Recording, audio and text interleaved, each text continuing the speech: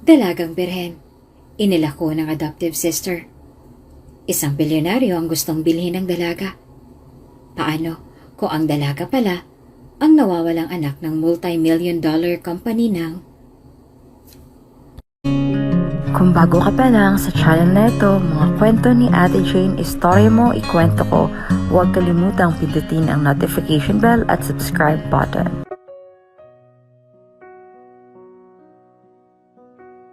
Dahan-dahan, masakit! Reklamo ng lasing na si Samantha. Damn! Dahan-dahan ka dyan. You will enjoy it later. Wika ng estrangherong binata. Nagpatuloy ang dalawa kahit na hindi naman nila kilala ang isa't isa. At bukod pa doon ay lango sa alak ang dalagang si Samantha na panigurado bukas ay limot na ang mga nangyari. Malamang bukas ay labis-labis ang pagsisisi nito. Ginawa ng dalawa ang gawain na dapat ay mag-asawa lamang ang gumagawa. Napaiyak sa sakit si Sam habang ang estrangherong binata naman ay aliw na aliw sa pag-angkin sa kanya. At matapos nga gawin ang bagay na panigurado ay pagsisisihan nila pareho, ay nakatulog ang dalawa na walang saplot. Kinabukasan ay nagising na lamang si Samantha sa sinag ng araw na nagmumula sa bintana ng silid na iyon. Laking gulat ng dalaga nang mapagtanto ang sitwasyon. Anong ginawa ko? Tarantang tanong ni Samantha at kaagad na dinampot ang mga nagkalat na saplot sa sahig at hindi man lang tinapunan ng tingin ang estrangherong binata at saka nagmamadaling umalis. Paglabas ng hotel ay kaagad na sinuot ni Samantha ang kanyang shade at mask upang walang sino man ang makakilala sa kanya. Paglabas ay agad na pumaran ng taxi si Samantha at nagpahatid sa kanilang tahanan. Akala niya ay natakasan niya na ang isang pangyayaring iyon. Ngunit pagdating sa kanilang tahanan ay isang malutong na sampal ang natamo niya mula sa kanyang inainahan. Pinag-aral kita? Inalagaan at pinakain? Tapos ganito lang ang gagawin mo? Makikipagsiping sa isang estrangherong binata? Isa kang haliparot at walang utang na loob. Galit na wika ng inainahan nito at takang-taka si Samantha kung paano nito nalaman. Sorry sissy, pinagtakpan naman kita eh. Kaso palalayasan ako ni mom kapag hindi ako nagsabi ng totoo. Ikaw naman kasi pinigilan na kita kagabi eh. Sabi ko lasing na lasing ka na pero nagpumilit ka pa rin at nagpatuloy pa rin sa pag-inom. Nalasing na din ako kaya hindi ko na alam ang nangyari. Basta nakita na lang kita kasama ang isang lalaking yun at nag-check-in sa isang hotel. I'm sorry, sissy. Kaagad na paliwanag ni Beatrice, ang stepsister ni Samantha. Patawad po, ma'am. Hindi na po mauulit. Nagmamakaawang wika ni Samantha at lumuhod pa sa harapan ng ina. Pero paano kapag nabuntis ka, Samantha? Dad will kill us. Baka mapalayas pa tayong lahat. Segunda kaagad ni Beatrice. Napaangat ang tingin si Samantha at tila ba napapansin na nito na tila ba gustong-gusto ng kanyang stepsister na mapalaya siya. Ako nang bahala kay Dad. Ako nang aako ng lahat. Tatanggapin ko mga sasabihin at ipaparusa niya.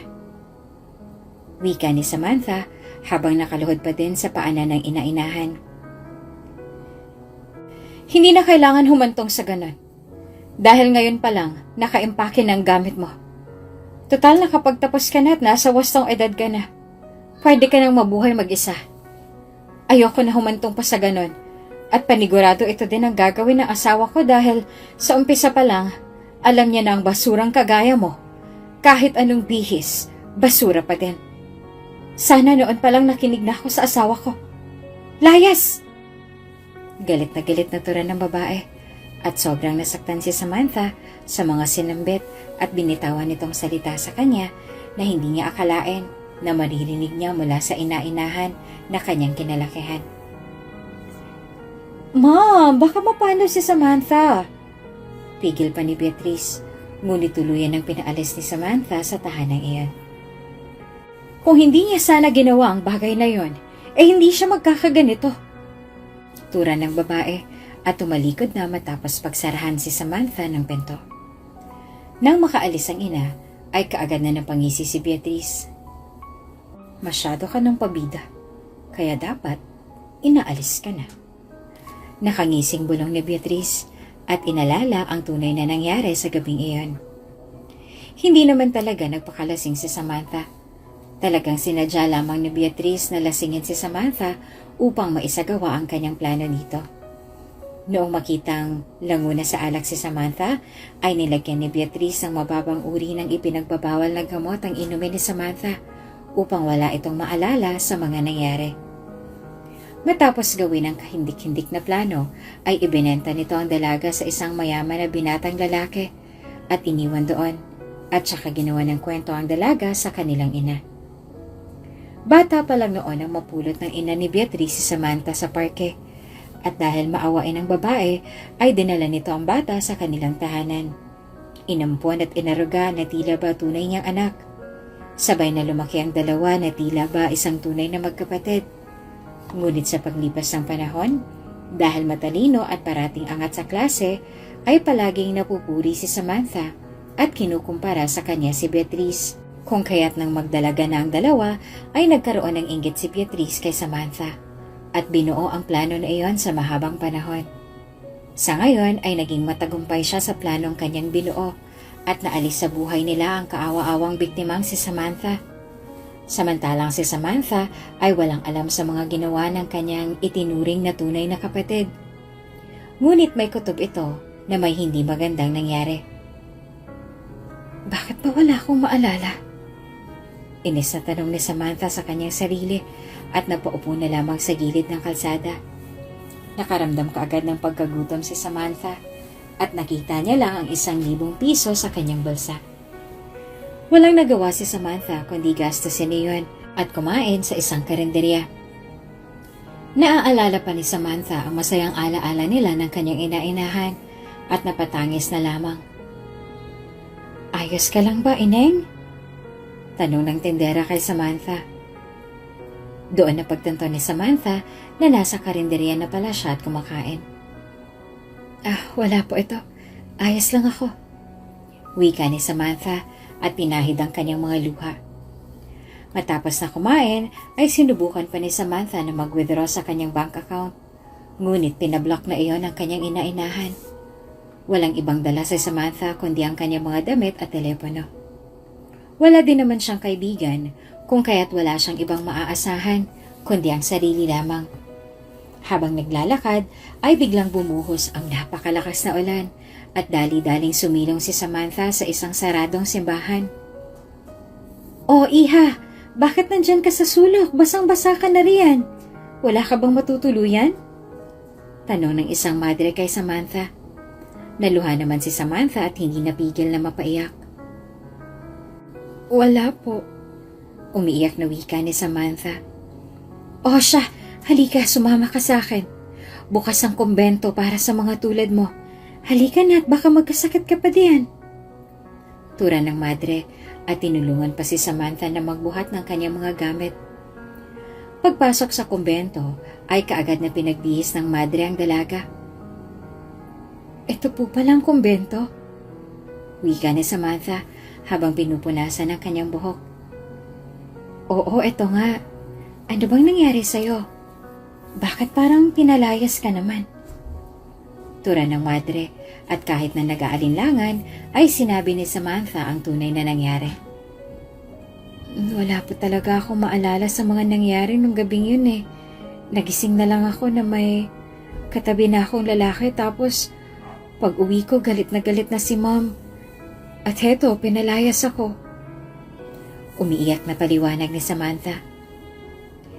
"Kalimutan mo na lang ang mga nangyari. Tandaan mo bawat pangyayari sa ating buhay, ang Diyos ay may gawa. Kaya baka may mas magandang plano pa sa iyo ang Diyos. Kung kaya't manatili kang matatag. Pwede ka dito sa kumbento manuluyan. Ako nang kakausap kay Father." Tura ng madre at napakabait nito sa dalaga. "Ako nga po pala si Samantha. Ikaw po, anong pangalan mo?" Tanong ni Samantha sa madre. "Ako si Carmen." Mother Carmen na lang ang itawag mo sa akin. Alam ko na mabuti kang bata, kung kaya tutulungan kita. Basta palagi ka lang manalig sa Diyos at ipaubaya sa Kanya ang mga taong nagkasala sa iyo. Panatilihin mo ang kabutihan dyan sa puso mo at tiyak na pagpapalain ka pa niya. Payo ng madre kay Samantha. Salamat po. Huwag po kayong mag-alala, hindi ko po kayo bibiguin. Masayang tura ni Samantha sa madre. Tumango lamang ito kay Samantha at iniwan na ang dalaga sa silid. Napabuntong hininga na lamang si Samantha habang nakapasid sa paligid. Ibang-ibang lugar na iyon sa bahay na kinalakihan niya. Naluluhang nahiga sa matigas na kama si Samantha at iniisip na lamang na tama ang madre na may magandang plano para sa kanya ang Diyos. Kinabukasan ay maaga pa lang ay tumunog na ang kampana ng simbahan na kaagad nakapagpagising kay Samantha. Sino siya? Bago lang ba siya? Tanong ng mga bata at titig na titig kay Samantha na kagigising lamang. Mga bata, anong dapat gawin sa umaga? Tanong ni Madre Carmen. Maglilinis po. Sabay-sabay na saad ng mga bata at kanya-kanya ng mga ito na dampot ng kanilang mga gamit sa paglilinis. Napasulyap si Carmen kay Samantha na tulala lamang at tila ba nakamasid sa paligid. O ikaw Samantha, halika na. Mag-agahan na tayo. Nais kang makilala ni Father. Baling ni Carmen kay Samantha.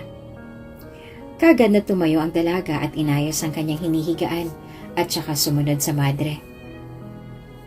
Mother Carmen, yung mga bata ba kanina mga ulila na ba sila? Tanong ni Samantha sa madre. Halos lahat sa kanila mula sanggol pa lamang ay ulila na. Inabandona ng kanilang mga magulang. At ang iba naman ay mga dating palaboy sa lansangan na pinatuloy namin dito sa kumbento. Karamihan din sa mga yan mga naglaya sa kanilang kamag-anak dahil minaltrato. Kaya mapalad ka pa din. Kahit na pinalayas ka, at least pinalaki ka nila at inaruga. Pagkukwento ng madre kay Samantha. Kawawa naman po pala ang iba sa kanila, no? Ang babata pa nila para makaranas ng ganoong bagay. Malungkot na wika ni Samantha at napatingin na lamang sa mga bata. O, nandito na. Tayo sa sala, kumain na muna tayo. Huwag mong alalahanin ng mga bata. Maaga pa lang nag-agahan ng mga iyan. Tsaka kung nahihiya ka man, abay alisin mo yan. Dahil ang biyayang natatanggap namin ay binabahagi lamang namin sa mga nangangailangan. Katulad ni Jesus na nagpakain sa maraming tao kasama ang kanyang mga disipulo. Wika ni Carmen at pinaghainan si Samantha. E paano po nyo natutugunan ng mga pangangailangan dito sa kumbento? Pag-uusisa ni Samantha. Sa mga donasyon. Ganito kasi yan, Samantha. Basta may pananalig ka sa Diyos, ipagpapala ka niya. Nakangiting wika ng madre kay Samantha. Napatango naman si Samantha at inumpisahan na ang pagkain. Matapos kumain ay nagtungo ang dalawa sa pare at ipinakilala nito si Samantha. Ikaw pala si Samantha. Ikaw ang pinakaate ng mga bata dito sa kumbento. Huwag kang mag-alala, kami ang bahala sa'yo. Hanggat naririto ka sa kumbento. Pero Samantha, may bilin lamang ako sa'yo, ha? Tulungan mo lang si Mother Carmen sa pagwawalis bilang tulong dito sa kumbento. Wika ng padre at kaagad na tumango si Samantha. Matapos nga nun ay nanatili si Samantha sa kumbento at nagtrabaho doon bilang tagawalis. Makalipas ang ilang linggo ng pananatili sa kumbento, ay nakaramdam si Samantha ng pagbabago sa kanyang sarili. Madalas siyang mahilo at magsuka na napansin na din ni Carmen. Buntis ka ba, Samantha? Napapadalas ang pagsusuka at pagkahilo mo. Nagkaroon ka na ba ng dalaw? Pagtatanong ng madre kay Samantha. Natigilan naman ang dalaga at napaupo. Isang buwan na po akong walang dalaw simula nung dumating po ako dito. Matamlay na wika ni Samantha at napabuntong hininga na lamang. Teka, ipapabili kita ng pregnancy test upang makasigurado tayo. Wika ng madre at kaagad na umalis. Pagbalik nito ay may bitbit na itong isang pregnancy test kit. Kaagad na nagtungo sa banyo si Samantha at nakatitig sa pregnancy test. Unti-unting lumabas ang unang guhit at napapadasal na lamang si Samantha na sana ay hindi siya nagdadalang tao. Diyos ko po! Naluluhang tura ni Samantha at napahugulgol na lamang nang makita ang dalawang guhit. Matapos na umiyak ay lumabas si Samantha at nakayukong humarap sa madre sabay abot ng pregnancy test sa madre. Ayos lang yan. Nandito ako. Tutulungan kita. Sumama ka sa akin sa Italy at doon tayo mag-umpisang muli. May kakilala akong kapwa madre doon. Kung kaya't panigurado ay may matutuluyan tayo doon. Wika ni Carmen at kaagad na niyakap si Samantha. Iyak ng iyak sa araw na yon si Samantha at hindi naman siya iniwan ng madreng si Carmen. Pinayuhan siya nito at pinalakas ang loob. Makalipas ng isang linggo ay naasikaso na ang mga papeles ni Samantha at ng madre, kung kaya't nakaalis agad ito ng bansa. Kung bago ka pa lang sa channel na ito, mga kwento ni Ate Jane, istorya mo, ikwento ko, huwag kalimutang pindutin ang notification bell at subscribe button. Kung bago ka pa lang sa channel na ito, mga kwento ni Ate Jane, istorya mo, ikwento ko, huwag kalimutang pindutin ang notification bell at subscribe button. Nagsimula ng panibagong buhay sa Italy si Samantha, kasama ang madreng si Carmen na tumayo na bilang kanyang magulang. Hindi ito umalis sa tabi ng dalaga at napag-alaman din ni Samantha na mayaman ang madreng si Carmen. Binago ang apelyido ni Samantha at ginamit ng dalaga ang apelyido ni Carmen. Sa paglipas ng panahon, tinulungan ni Carmen si Samantha na makabangon muli. Makaraan ng ilang buwan ay nagsilang ng kambal si Samantha. Isang batang lalaki at batang babae. Talaga naman na nakuha ng batang babae ang hugis at aura ng inang si Samantha. We're going back to the Philippines! Maligayang wika ni Carmen kay Samantha. As in? Mom, it's too early. Wika ni Samantha. 5 taon na nakalilipas at nananatili pa din sa isipan ni Samantha ang mga nangyari sa kanyang buhay na hindi niya maiwasang isipin at alalahanin. Malaki na ang pinagbago ng buhay ni Samantha, buhat ng manirahan sila sa Italy at palagi siyang pinapayuhan at binubusog ng pangaral ng ina-inahan niya ngayon na si Carmen, na isang madre. It's been 5 years, Samantha. Kalimutan mo na lang yung mga nangyari sa'yo. Live in the present. Wika ni Carmen. Napabuntong hininga na lamang si Samantha at tumango na lamang bilang tugon. Ayusin ko po mga gamit ng mga bata. Matamlay na wika ni Samantha at umakyat na sa kanilang silid. Pagdating sa silid ay napabuntong hininga na lamang si Samantha at inisip na lamang ang bagong buhay. Kaagad na inayos si Samantha ang gamit ng kanyang mga anak at maging ang kanyang mga gamit. Handa na ba kayo? Nakangiting tanong ni Carmen sa mga bata. Yes, Grandma! Nakangiting wika ng 2 bata at baka sa mukha ng mga ito ang excitement. Why do we need to go back there? Maayos naman ang business natin here in Italy. Pagtatanong ni Samantha. Natahimik naman ang madreng si Carmen. Walang mamamahala sa kumbento. Wala na si Father, kaya kailangan tayo ng mga bata. At isa pa, itong business natin, ililipat na lang natin sa Pilipinas. At ikaw ang mamamahala doon kasi panigurado magiging abala na naman ako sa kumbento. Paliwanag pa ni Carmen. Okay. Tipid na tura ni Samantha at sumakay na sa kanilang sasakyan. Sabay-sabay na nagtungo sa airport ang mga ito at napangiti na lamang ng mapait si Samantha dahil lilisanin niya na ang lugar kung saan siya binago ng Diyos. At babalik na naman siya sa lugar kung saan puno ng masamang alaala ang meron. Natulog lamang sa flight ang mga bata. Samantalang si Samantha ay naiisip kung ano na nga ba ang pagbabago sa Pilipinas, at kung ano na nga ba ang nangyari sa pamilyang kanyang kinagisnan na siyang nagbigay din sa kanya ng masamang alaala. "Are you okay?" Nag-aalalang tanong ni Carmen kay Samantha dahil mula sa biyahe ay wala pa itong kibo. "I'm good, Mom. Don't worry about me. Masasanay din ako tulad ng dati." Wika ni Samantha at bahagyang ngumiti. "Kailangan mong sanayin na harapin ang nakaraan, Samantha. Dahil kung patuloy mo yung tatakbuhan, hindi ka makakaahon sa hinaharap." Wika ni Carmen. "Alam ko naman po yun. Pasensya na po kung pati ikaw nadadamay dahil sa akin." Paghingi ni Samantha ng pasensya. "Wala yun, nauunawaan ko ang pinaguhugutan mo. Pero Samantha, may anak ka na. Hindi pwedeng mamuhay ka sa nakaraan, kailangan mong umahon." Wika ni Carmen at napatango naman si Samantha. Naisip ni Samantha kung ganoon lang sana kadali ang lahat. Ngunit tama naman si Carmen, kaya naisip ni Samantha na sundin ang payo ng ina-inahan na si Carmen. Ilang oras din ang binahe ng mga ito at sa wakas ay nakarating na sila sa Pilipinas. "Ito po ba yung Pilipinas?" Pagtatanong ni Amber, ang babaeng anak ni Samantha. "Obvious pa, nakita mo na nga yung banner, diba?" Pamimiloso po ng kakambal nitong si Azur.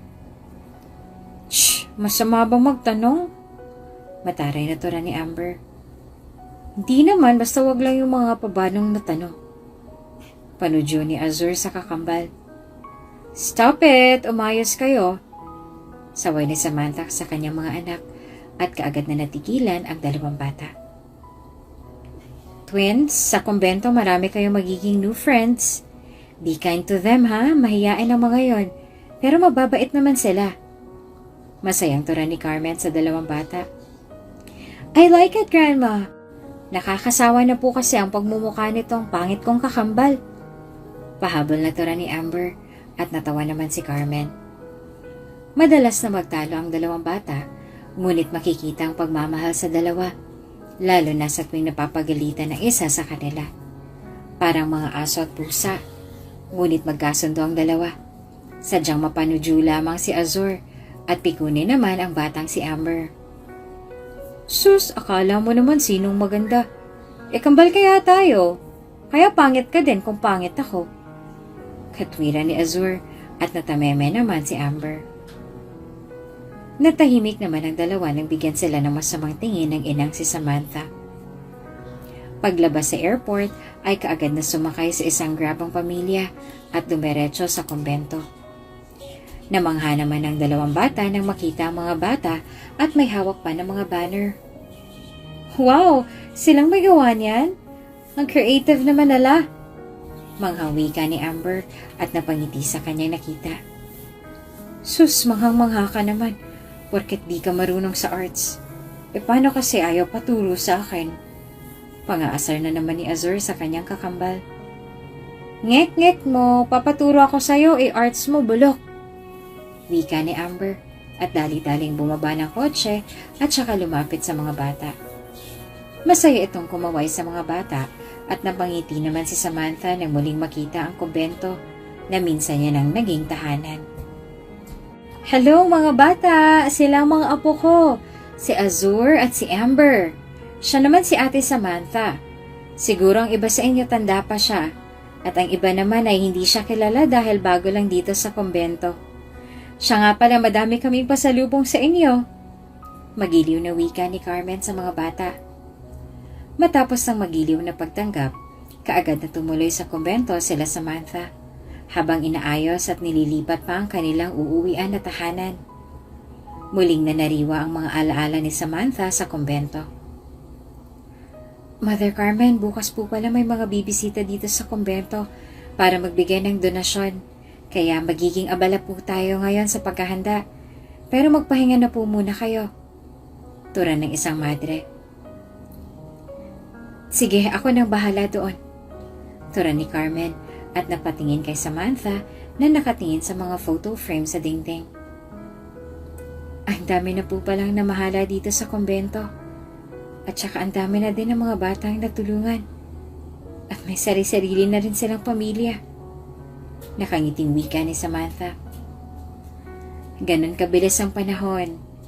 Kaya bawat minuto o segundo sa buhay natin, dapat lang na ginagamit natin yan sa makabuluhang bagay. Bukas may mga dadalaw dito sa kumbento. Nais mo bang tumulong sa pag-aayos para bukas? Tura ni Carmen at ngumiti kay Samantha. Sige ma'am, wala din naman akong gagawin. Dahil ang mga bata naman ay aliw na nakikipaglaro. Kaya wala akong gaanong intindihin.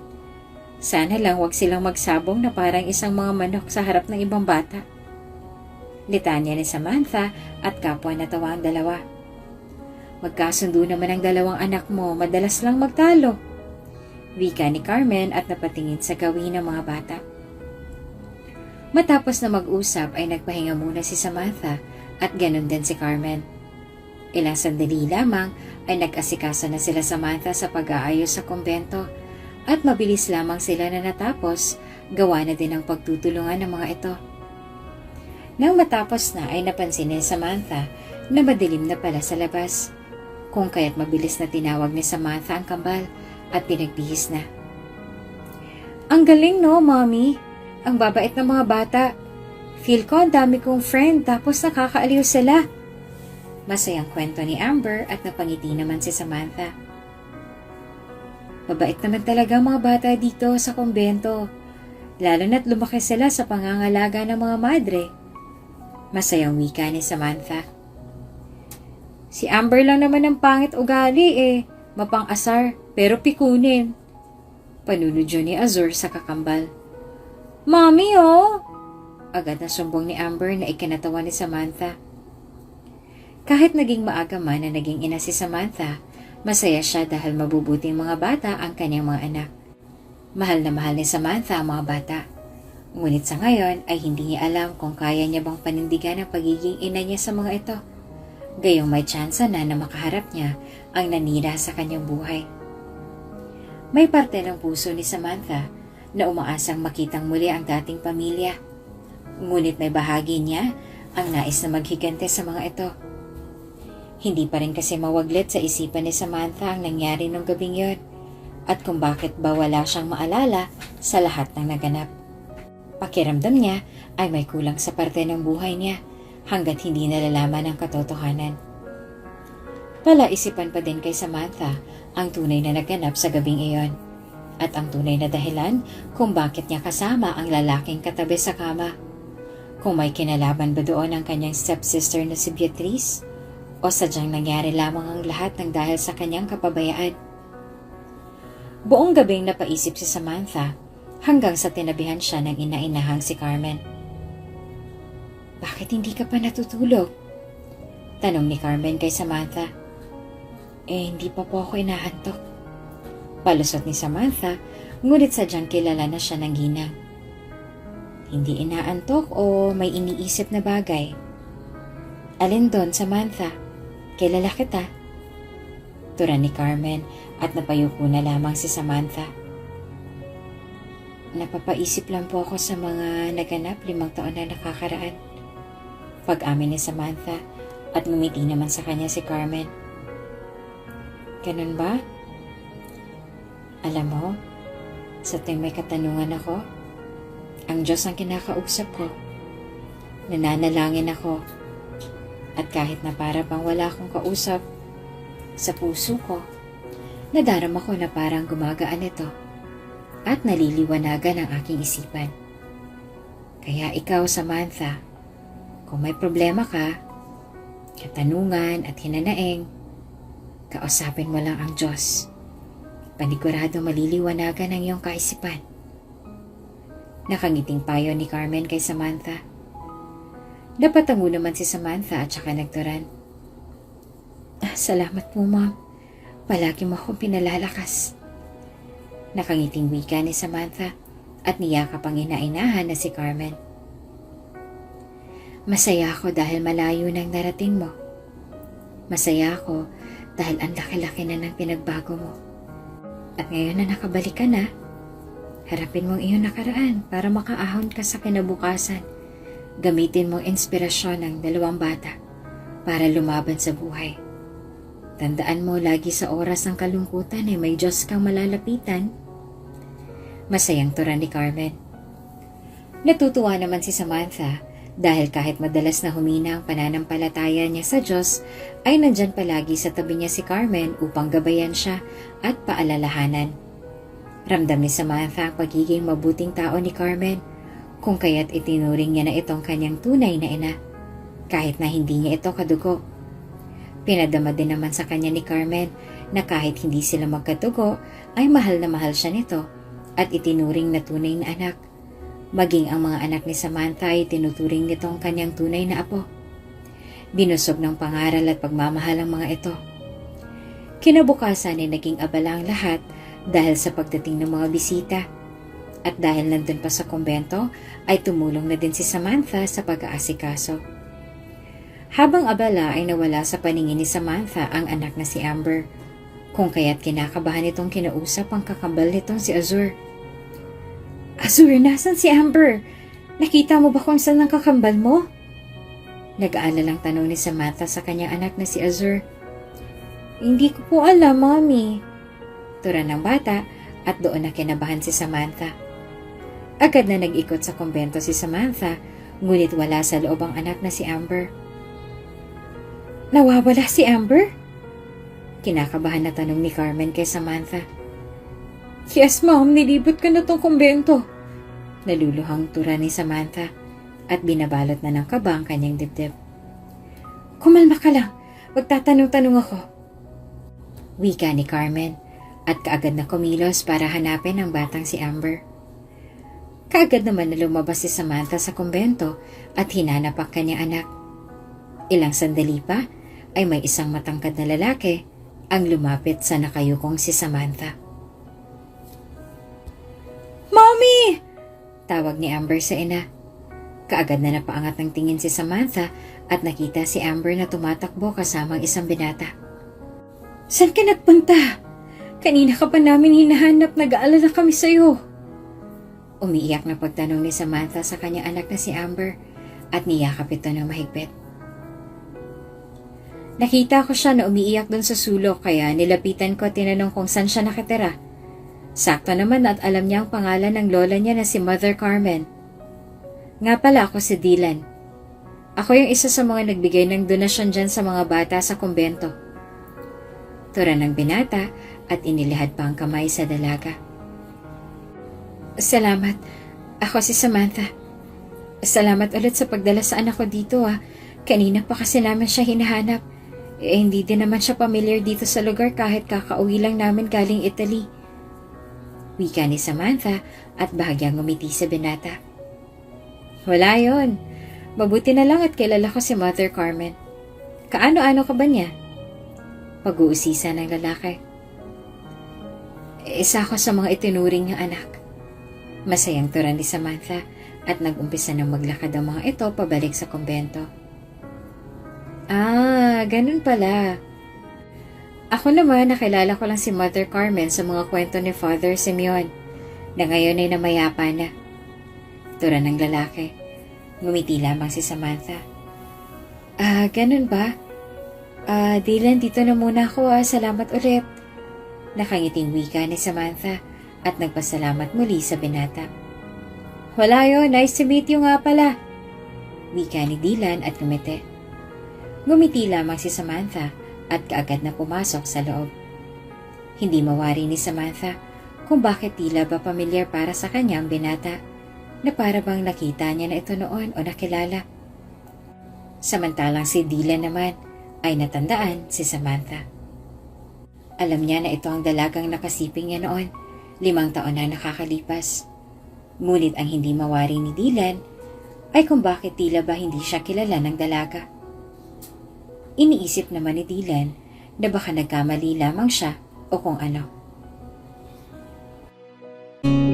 Kung bago ka pa lang sa channel na ito, mga kwento ni Ate Jane, istorya mo, ikwento ko, huwag kalimutang pindutin ang notification bell at subscribe button. Kung bago ka pa lang sa channel na ito, mga kwento ni Ate Jane, istorya mo, ikwento ko, huwag kalimutang pindutin ang notification bell at subscribe button.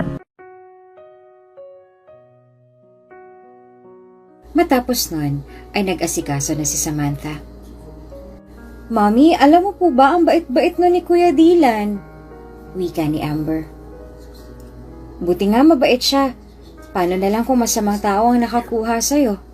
Saan ka namin hahanapin? Paano kung kidnapin ka? Amber, ang Pilipinas ay napakadelikado kumpara sa Italy. Sa bawat sulok ay may pulis. Sa susunod, wag kang aalis dito sa kumbento nang walang paalam o walang kasama ha? Tandaan mo yan. Wika ni Samantha sa anak na si Amber. Nakita mo na si Amber? Biglang tanong ni Carmen at tumakbo naman si Amber patungo kay Carmen. Grandma! Nakangiting wika ni Amber at yumakap sa kanyang lola. Saan ka ba nanggaling na bata ka? Nag-aalalang tanong ni Carmen sa kanyang itinuring na apo. Nalito po ko kaya nakalabas ako dito sa kumbento. Buti na lang po at mabait si Kuya Dylan na tinulungan ako na makabalik dito. Paliwanag naman ni Amber. Dylan? Kunot noong tanong naman ni Carmen. Isa sa mga nagbigay daw ng donasyon dito sa kumbento. Sagot ni Samantha at napatango naman si Carmen. Sa susunod wag kang lalayo ha? Turan ni Carmen sa bata. Opo, pagtugon ni Amber. Matapos noon ay balik na sa ginagawa ang mga ito at itinuon ng pansin ni Samantha ang kanyang paningin sa kanyang mga anak. Samantha, right? Ako na dyan. Tura ni Dylan kay Samantha at kaagad na kinuha ang isang kaldero ng kanin para sa mga pagkain. Salamat, kami na lang dito. Mukhang hindi ka sanay sa ganito Tura ni Samantha at agad na natawa si Dylan. Nako, ako pa talagang sinabihan mo niyan. Alam mo ba, nung wala ka pa, parati kaming nandito kasama ng ninang at ninong ko. Madalas kasi silang magpunta dito dahil naaaliw si ninang sa mga bata. Wika ni Dylan kay Samantha. Ganun ba? Hindi kasi halata sa'yo mukhang businessman ka. Tura ni Samantha at dinampot naman ang mga pinggan. Madami din akong charity na sinasalihan, hindi lang naman dito. At saka alam mo na, nakahiligan ko na din naman ng mga bata. Ikaw ba mahilig ka sa mga bata? Baling nito sa dalaga. Oo mahilig din ako sa mga bata. Actually, matagal na din ako na tumira dito sa kumbento pero dalaga na ako nung dumating ako dito. Kumbaga may muwang na sa mundo. Pagkukwento ni Samantha. Nagpatuloy pa ang dalawa sa pagkukwentuhan na tila ba ang gaan-gaanan ng loob nila sa isa't isa. Alam mo, parang familiar ka sa akin. Hindi ko lang sure kung ikaw ba yun talaga or maybe I'm mistaken? Tura ni Dylan. Baka naman nakita na tayo nun dito sa kumbento. Litanya ni Samantha at napaisip si Dylan na baka tama nga si Samantha. Sabagay, may punto ka. Wika ni Dylan at maya-maya pa ay nag-umpisa na ang programa. Simula nung araw na yon ay parati nang nagkakausap ang dalawa. Gawa na din ang parating pagtungo ni Dylan sa kumbento na madalas naman pasyalan ni Samantha at ng kanyang mga anak simula nang lumipat na sila sa kanilang tahanan. Makalipas ang isang linggo, naging magkaibigan ang dalawa at napapadalas na ang pagdalaw ni Dylan sa tahanan nila Samantha. Tito Dylan! Masiglang wika ni Azor at kaagad na yumakap kay Dylan. Oh, Azor, nasa ang mommy mo at kapatid mo? Pagtatanong ni Dylan sa bata. Oh, Dylan, nandyan ka na pala. Saan bang punta natin? Bungad ni Samantha. Naging tiwala na si Samantha sa binatang si Dylan at sumali din ito sa mga charity na pinupuntahan ng binata. Naging business partners pa ang dalawa at naging matalik na magkaibigan. Sa kumbento, nagpa-schedule ako kay Mother Carmen. Ano, free ba kayo ng mga bata? Tanong ni Dylan. Oo naman. Di ba nga every Sunday wala akong pasok sa office at ganoon din ang mga bata? Paliwanag ni Samantha. We miss Grandma din po kaya pinagpipray namin ni Azur na sa kumbento tayo magpunta. Tura ni Amber. Kailan lang nung pumunta tayo kay Grandma niyo kaya talaga. Nakangiting wika ni Samantha sa kanyang mga anak. Sige, punta tayo doon. Basta behave lang kayo Litanya ni Dylan sa mga bata at napalapit na nga sa mga ito. Sure yan, Tito. Masayang turan ni Azur at nag-appear pa ang dalawang bata. Kita mo, close na close kayo pagdating dyan. Pero mamaya sa kumbento, magsasabong na naman kayo kagaya nung nakaraan. Turan ni Samantha sa kanyang mga anak. Kasi naman, Mami, sinabi ba naman itong si Azur na umiihi daw ako sa higaan? Yan tuloy, tawag sa akin ng mga bata doon, panghe. Pangangatwira ni Amber. Bakit mo naman sinabi yun, Azur? Baling ni Dylan sa batang si Azur. Siya nga, Tito, sinabi niya sa mga bata na nagda-diaper pa daw ako. Kaya tawag sa akin diaper boy, kaya bumawi lang ako. Kaagad na paliwanag ni Azur. Kapwa natawa naman si Samantha at Dylan sa sumbong ng dalawang bata.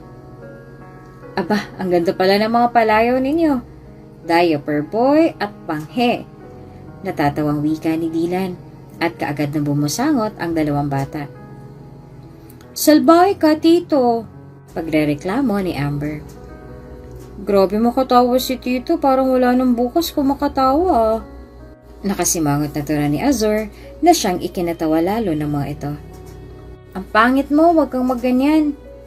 Pabirong wika ni Amber at doon na nga nag-umpisang magbangayan ang dalawang bata. Lumapit naman si Samantha sa mga ito para sawayin, ngunit na out of balance ito at sa kabutihang palad ay nasalo siya ni Dylan. Muntik na yun wika ni Dylan at kapwa na patitig ang dalawa sa mata ng isa't isa. Ay, sweet! Magkayakap na turan ng kambal at sabay na napatingin si Dylan at Samantha sa dalawang bata at natawa na lang. Pagdating sa kalokohan, magaling talaga kayo. Natatawang wika ni Samantha at kaagad na umayos ng tayo. Tara na, punta na tayo sa kumbento at mamimili pa tayo ng grocery para may pasalubong tayo para sa kanila. Wika ni Dylan at kaagad na kumapit ang dalawang bata sa braso ni Dylan. Di kayo na. Tura ni Samantha at nauna nang lumabas ng kanilang bahay. Kaagad na sumakay sa backseat si Samantha kasama ang mga bata. Habang nasa biyahe ay tahimik lamang ang dalawa at walang kibo. Dumaan na muna si Dylan sa grocery upang mamili. Samantalang naghintay lamang sa kotse si Samantha at ang dalawang bata. Ilang sandali lamang ay bumalik na si Dylan, bitbit ang kahon-kahon ng mga pinamili. Nakatulog na pala mga bata. Tura ni Dylan matapos ilagay ang mga kahon sa likod ng kanyang kotse. Oo kanina pa nagtatalo. Buti nga nakatulog na't wala nang maingay.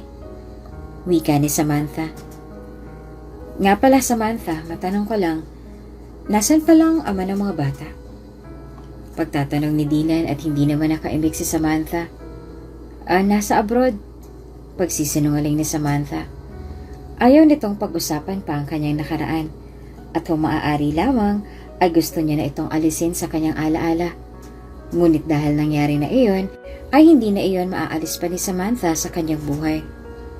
Ganun ba? So, hiwalay na kayo? Pag-uusisa ni Dylan. Parang ganun na nga.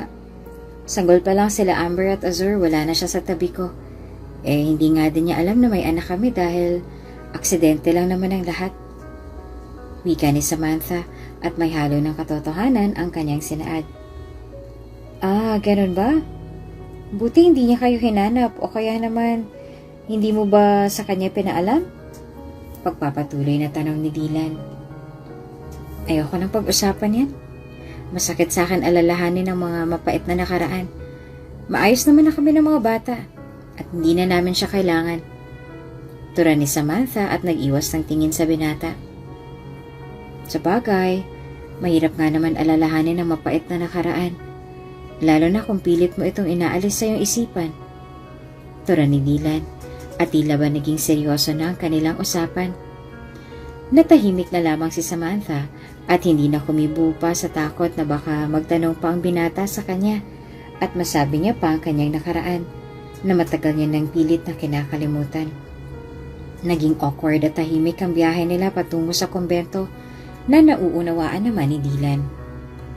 Nais man ni Dylan na pag-usapan ang nakaraan ng dalaga upang mas makilala pa ito, ngunit nire-respeto niya ang dalaga, lalo na't nakikita niya na tila ba ayaw nitong pag-usapan pa ang nakaraan. Nerespeto na lamang iyon ni Dylan at hindi na muling nagtanong patungkol sa mga naganap sa nakaraan na buhay ni Samantha. Pagdating sa kumbento, ay kaagad na sinalubong ng mga bata sila Samantha. "Grandma!" Masayang tura ng kambal at agad na niyakap ang kanilang lola na si Carmen. "Kamusta kayo? Aba, miss na miss ako ah." Masayang tura ni Carmen at kaagad naman na yumakap si Samantha kay Carmen.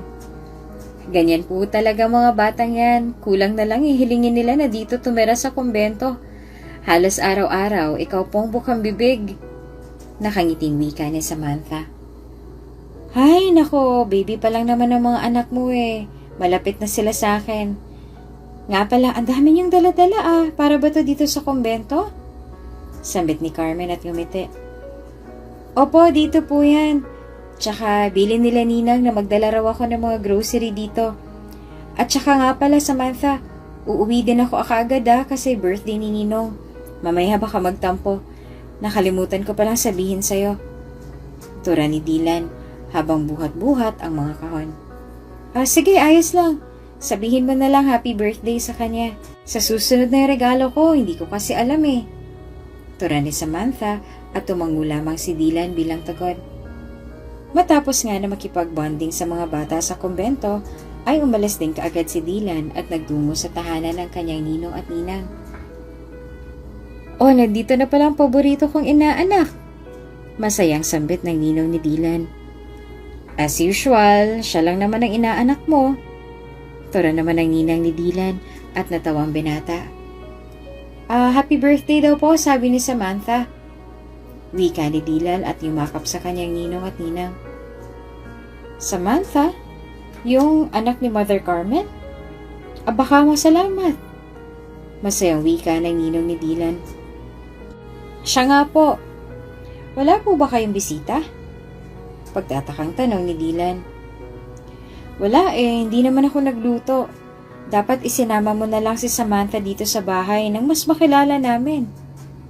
Tura ng ninang ni Dylan at ngumiti pa. "Nako Ninang, alam ko ng mga tininan mo na ganyan. Magkaibigan lang po kami ni Samantha." Nakangiting wika ni Dylan. "Kaibigan nga lang ba? Ngunit maiba ako, kailan ka ba mag-aasawa? Aba, malapit ka nang mag 30 years old, wala ka pa ding asawa." Tura ng ninong ni Dylan. Wala pa po sa plano," sagot ni Dylan at napakamot na lamang sa kanyang batok. "Siguro kung nandito lang anak namin na si Shane, kasing edaran mo siya, at baka siya pang mapangasawa mo." Tawang-tawang tura ng ninang ni Dylan. Agad na natigilan ang mga ito at naluha na lamang ang ninang ni Dylan. "Nako, si Ninang umiiyak na. Huwag ka pong umiyak. Wala man sa tabi ninyo si Tesay. Nandyan naman sila sa puso nyo." Tura ni Dylan sa mag-asawa. Ay, kung hindi lamang nawala sa parke nun si Shane. Malamang kasing edaran mo na siya at lumaki na magandang bata. Malungkot na wika ni ninong ni Dylan. Ay nako, nagdarama na naman yung ninong mo. Alam ko na, balang araw magtatagpo rin tayo ni Shane. Manalig lang tayo sa Diyos. Wika ng ninang ni Dylan na hanggang ngayon ay hindi pa din nawawala ng pag-asa. Matagal na panahon na simula nang mawalay ang anak na mag-asawa.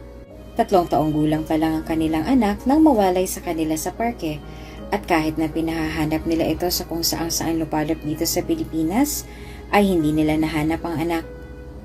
Kababata iyon ni Dylan at maging si Dylan ay nalungkot nang mawala ang kababata. Ngunit wala silang magagawa dahil iyon ang kalooban ng Diyos. Gayunpaman, kahit matagal na panahon na ang lumipas, hindi pa din nawala ng pag-asa ang ninang ni Dylan at umaasa ito na balang araw ay pagtatagpuin sila ng tadhana ng anak nilang nawalay sa kanila sa mahabang panahon. Nako, birthday mo pa naman Ninong. Dapat happy lang tayo. Ipaubaya na lang po natin sa Diyos ang lahat. Malay niyo po may plano ang Diyos. Hindi natin hawak ang kinabukasan. At tulad nga po ng sabi sa kasabihan, hanggat may buhay, merong pag-asa. Nakangiting wika ni Dylan. Itinuring na magulang ni Dylan ang kanyang ninong at ninang dahil nga ang kanyang mga magulang ay abala sa negosyo at madalang lang niyang makasama. Ngunit nauunawaan naman ni Dylan ang kanyang parents dahil hindi naman nagkulang ang mga ito. At kahit abala sa negosyo, ay palagi siyang inaalala ng mga ito. Tama ka, Dylan, may plano ang Diyos. At kung ano man yon, alam kong maganda ang plano niya yon dahil matagal na panahon na din naman tayong nagdusa sa pagkawala ni Shane. Tura ng ninang ni Dylan. Tara, kain na lamang po tayo at enjoyin natin ang kaarawan ni Ninong. Aba, lampas kalendaryo ka na po pala, Ninong. Natatawang biro ni Dylan sa kanyang ninong. Kahit na nawala ang kanyang anak, ay tila ba naging magulang naman sila sa binatang si Dylan. Lalo na't malambing ito sa kanila at tinuturing silang ikalawang magulang. Malungkot man na nawalay sa kanilang nag-iisang anak, hindi sila nawala ng pananalig sa Diyos. Bagkus lalo pa silang kumapit doon at umaasa sa kalooban at biyaya ng buong may likha. Nagkainan ng mga ito na tila ba isang kompletong pamilya. Dahan-dahan lang sa pagkain, baka mabulunan kayong dalawa. Puna ng ninang ni Dylan. Napangiti naman si Dylan at napasulyap sa isang photo frame sa mesa. Nasaan ka na kaya? Bulong na tanong ni Dylan at napatitig sa larawan nila ng anak ng kanyang mga ninong at ninang na magkasama sila at masayang makaakbay. Kung bago ka pa lang sa channel na ito, mga kwento ni Ate Jane, istorya mo, ikwento ko, huwag kalimutang pindutin ang notification bell at subscribe button. Kung bago ka pa lang sa channel na ito, mga kwento ni Ate Jane, istorya mo, ikwento ko, huwag kalimutang pindutin ang notification bell at subscribe button.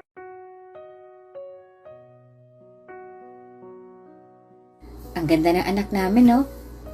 Siguro kung nagdalaga siya, mas maganda siya. Ano na kaya itsura ni Shane? Malungkot na tura ng ninang ni Dylan at napatitig na lamang sa larawan. Panigurado, maganda siya dahil minana niyo po sa inyo yon. Sana kung nasan man po siya, sana'y nasa maganda siya at maayos na kalagayan. Sana gabayan ng Diyos patungo sa inyo. Nakangiting tura ni Dylan at pinasasaya ang dalawang mag-asawa. Matapos na magkwentuhan ay umuwi din si Dylan at muling naalala ang dalagang nakasiping niya nung gabing iyon. Pilit niyang inaalala ang gabi na kanilang pinagsaluhan at hindi maiwasan ni Dylan na isipin na si Samantha ang dalagang iyon. Dahil nga na-curious sa nakaraan ng dalaga ay pinaimbestigahan niya ang tunay na pagkatao ni Samantha. Habang iniimbestigahan ni Dylan ang patungkol sa nakaraan ng dalaga si Samantha, ay patuloy ito sa pakikipag-usap at pakikipagkaibigan sa dalaga. Isang gabi nakatanggap ng tawag si Dylan mula kay Samantha, kaya dali-dali itong nagtungo sa tahanan nito. Laking gulat niya nang makitang walang kailaw-ilaw sa tahanan ng dalaga, kung kaya't binalot ng kaba ang binata. Naabutan pa niya na bukas ang pinto ng tahanan nila Samantha na mas lalong ikinabahala nito. Dahan-dahan na pumasok sa loob si Dylan at pagtapak sa pinto ay doon biglang bumukas ang ilaw. Happy birthday! Masayang bati nila Samantha sa binata. Grabe kayo, pinakaba niyo ako.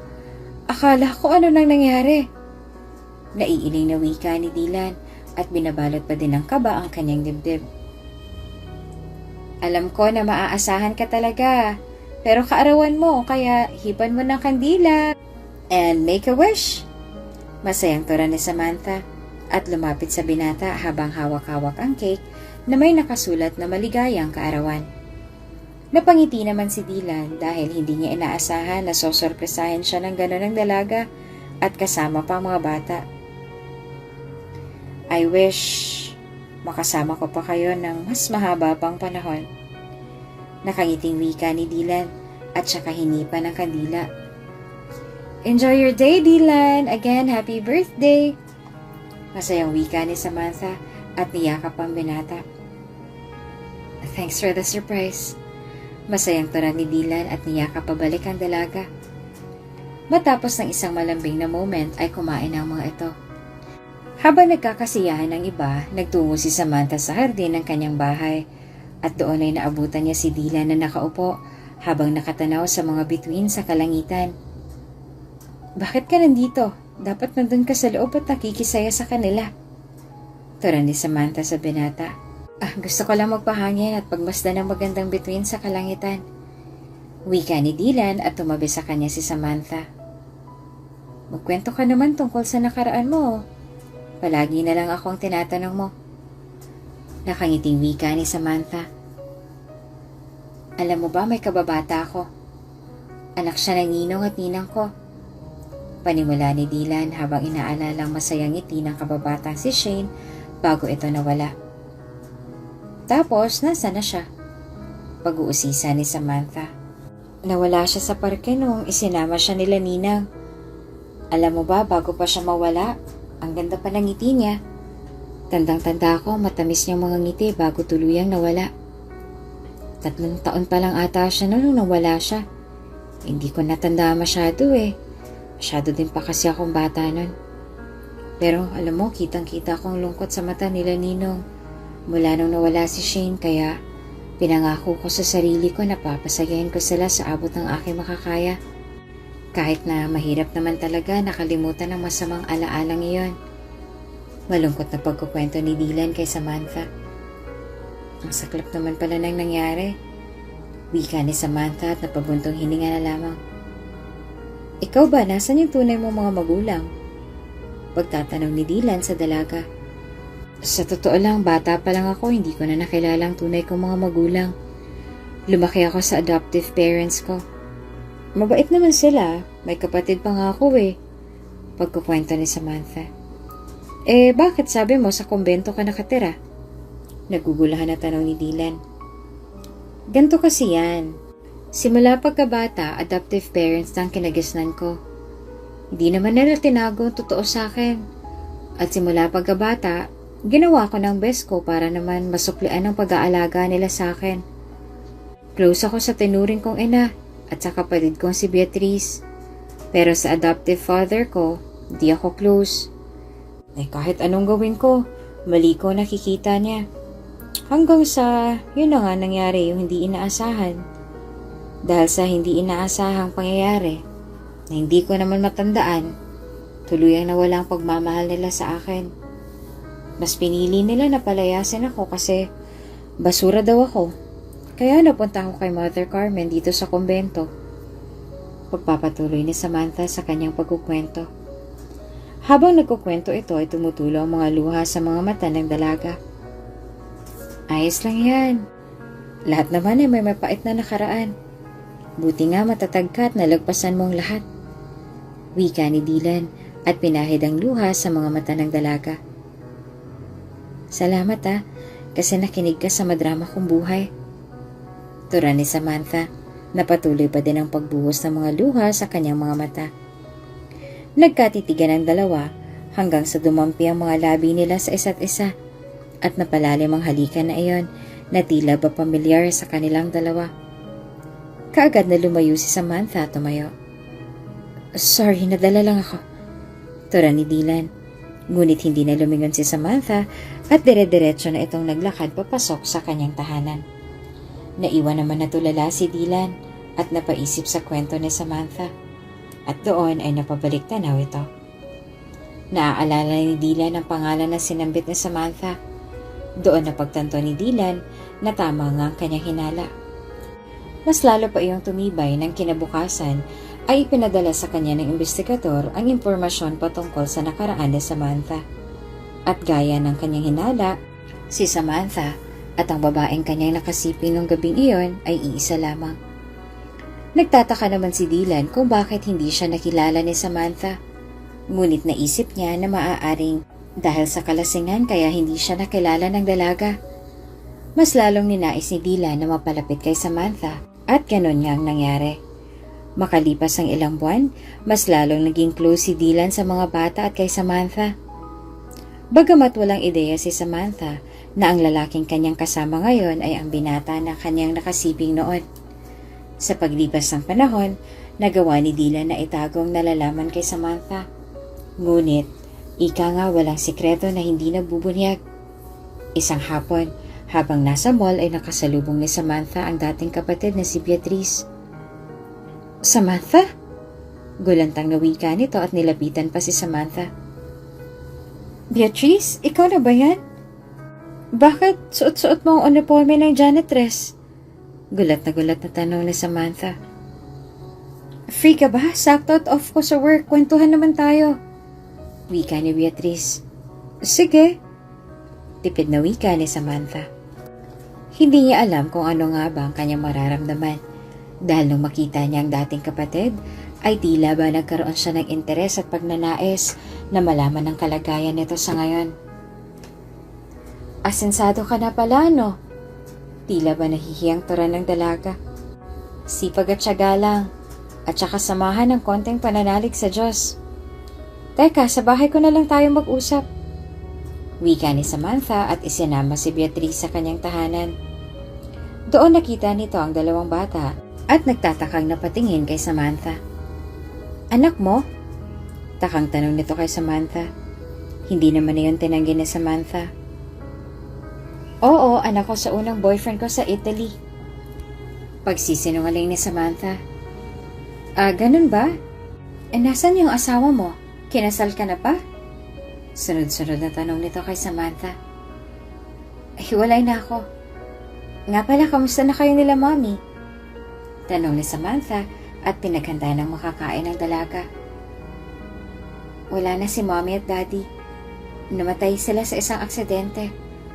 After nung aminin kong totoong nangyari. I'm sorry, Samantha, pero I set you up. Pag-amin nito, nagtataka naman na naupo sa tabi ni Beatrice si Samantha. Anong ibig mong sabihin? Kunot noong tanong ni Samantha at naguluhan sa sinambit ng dalaga. Ibinenta kita sa isang mayaman na binata nung gabing yun. Pag-amin ni Beatrice. Ano? Bakit hindi ko maalala? Bakit wala akong maalala? Naguguluhan na tanong ni Samantha. Nilagyan ko ng mababang uri ng drugs ang inumin mo nung gabing yun para wala kang matandaan. Tsaka kita ibinenta dun sa isang binata na mayaman. Sa pagkakatanda ko, Dylan yata ang pangalan niya. Binayaran niya ako kasi tinakot ko siya na iiwan kita doon na nag-iisa kaya ginawa niya, binigyan niya ako ng pera at isinama ka niya. Pag-amin ni Beatrice at hindi makapaniwala si Samantha sa sinambit ng kapatid. Ngunit ang mas lalong hindi niya mapaniwalaan ay ang pangalan ng binata na sinambit ni Beatrice. Bakit mo ginawa yun? Tsaka sigurado ka ba sa sinabi mong pangalan? Pagtatanong ni Samantha. Sorry, nagawa kong lahat ng yun dahil sa inggit. Pero matapos ng ilang araw, na-guilty ako kasi sinisi ni Mami ang sarili niya kung bakit ka nawala dahil pinalayas ka niya. Doon sinabi ko ng katotohanan. At dahil sa paghahanap nila sa'yo doon, na-aksidente sila, Mami. Kaya nangako ako na hahanapin kita at hihingi ng tawad. Sigurado ako sa pangalan ng binatang yon. Sa katunayan, meron akong picture niyo na magkasama nun papasok sa hotel. Paliwanag ni Beatrice at dali-daling ipinakita kay Samantha ang larawan. Nanlamig ang buong katawan ni Samantha nang makita ang larawan. Bakit siya pa? Wala sa sariling tanong ni Samantha. Bakit? Nakita na ba kayo ulit? Umamin ba siya sa'yo? Pero tingin ko wala din siyang naaalala dahil lango din siya sa alak nun eh. May nangyari ba sa inyo? Sunod-sunod na tanong ni Beatrice. Wala. Salamat, Beatrice, dahil sinabi mong katotohanan at naliwanagan ako. Ito ang business card ko. Tawagan mo ako kung kailangan mo ng tulong. Malungkot ako sa mga nangyari. Pero higit sa lahat masaya ako na nagkita tayo muli. Pinapatawad na kita. Wika ni Samantha at nagyakapan ng dalawa. Hindi na kailangan, Samantha. Wala kang pananagutan sa akin. Masaya na ako na pinatawad mo ako. Salamat kasi sa mahabang panahon, mananahimik na din ang aking konsensya. Siguro hanggang dito na lang ang ating komunikasyon. May pamilya ka na. May pamilya na din ako. Limutin na lang natin ang nakaraan. Masayang wika ni Beatrice at ibinalik ang business card kay Samantha. Simula nung araw na yon, ay wala nang naging balita pa kay Samantha patungkol kay Beatrice. Bagamat nakakalungkot ang balitang kanyang nalaman na wala na mga magulang na kanyang kinagisnan, masaya naman si Samantha dahil sa wakas ay nabigyan na ng kasagutan ang matagal na katanungan sa isip at puso ni Samantha. At handa nang kalimutan ni Samantha ang mapait niyang nakaraan. Ngunit may isang nakakapagpapagulo sa isip at damdamin ni Samantha at iyon ay si Dylan. Iniisip ni Samantha kung bakit hindi nagsabi sa kanya o nagkwento man lang ang binata patungkol doon. Ngunit gaya ng sinambit ni Beatrice ay iyon ang naisip na dahilan ni Samantha. Ngunit may parte pa din ni Samantha na iniisip na paano ko nakilala siya ni Dylan. Ngunit hindi lamang ito nagsabi. Doon na nagsimulang mag-isip si Samantha. Sinubukan naman itong umakto na normal sa harapan ng binata. Ngunit hindi pa rin mawala sa isipan ni Samantha ang mga tanong at pag-agam-agam. Hindi mawari ni Samantha kung ano nga ba ang totoo at ang kasinungalingan. Pakiramdam ni Samantha ay halos lahat ng nasa kanyang paligid ay hindi maaasahan at balang araw ay pagtataksilan din siya. Simula noon ay nagkaroon na ng trust issue si Samantha. Ayos ka lang ba, Samantha? Lately parang ilag ka sa mga tao may problema ba? Tanong ni Carmen sa anak-anakan. Dumalaw ito sa tahanan ni Samantha dahil ilang linggo na itong hindi dumadalaw sa kanya. Ma'am, ano pong gagawin ko? Magulong tanong ni Samantha sa kanyang ina-inahan. Naguguluhan na napatingin si Carmen kay Samantha. Ano yun? May problema ka ba? Sabihin mo sa akin para maintindihan kita. Hindi yung sinusolo mong lahat. Tura ni Carmen sa dalaga at niyakap ito. Ramdam ni Carmen na may mabigat ng dinaramdam si Samantha, kung kaya't nag-aalala siya para dito. Nung nakaraan po nakita kami ni Beatrice, yung anak po nung nagpalaki sa akin. Sabi niya po na wala na mga magulang niya at inamin niya po sa akin na pakana niya ang lahat ng gabing yun. Umiiyak na pagkukwento ni Samantha. Pero diba dapat nga maging okay ka kasi matagal mo nang naiisip yun. Bakit umiiyak ka? Pagtatakang tanong ni Carmen. Si Dylan po. Siya po ang lalaki na kasiping ko ng gabing yan. Humahagulgol na tura ni Samantha at nanlaki naman ng mga mata ni Carmen sa inamin ng dalaga. Sure ka ba dyan? Baka naman nagkamali lang ang kapatid mo. Wika ni Carmen. May picture po eh. Si Dylan po talaga. Umiyak na wika ni Samantha. Anong plano mo? Tanong ni Carmen. Natatakot po ako.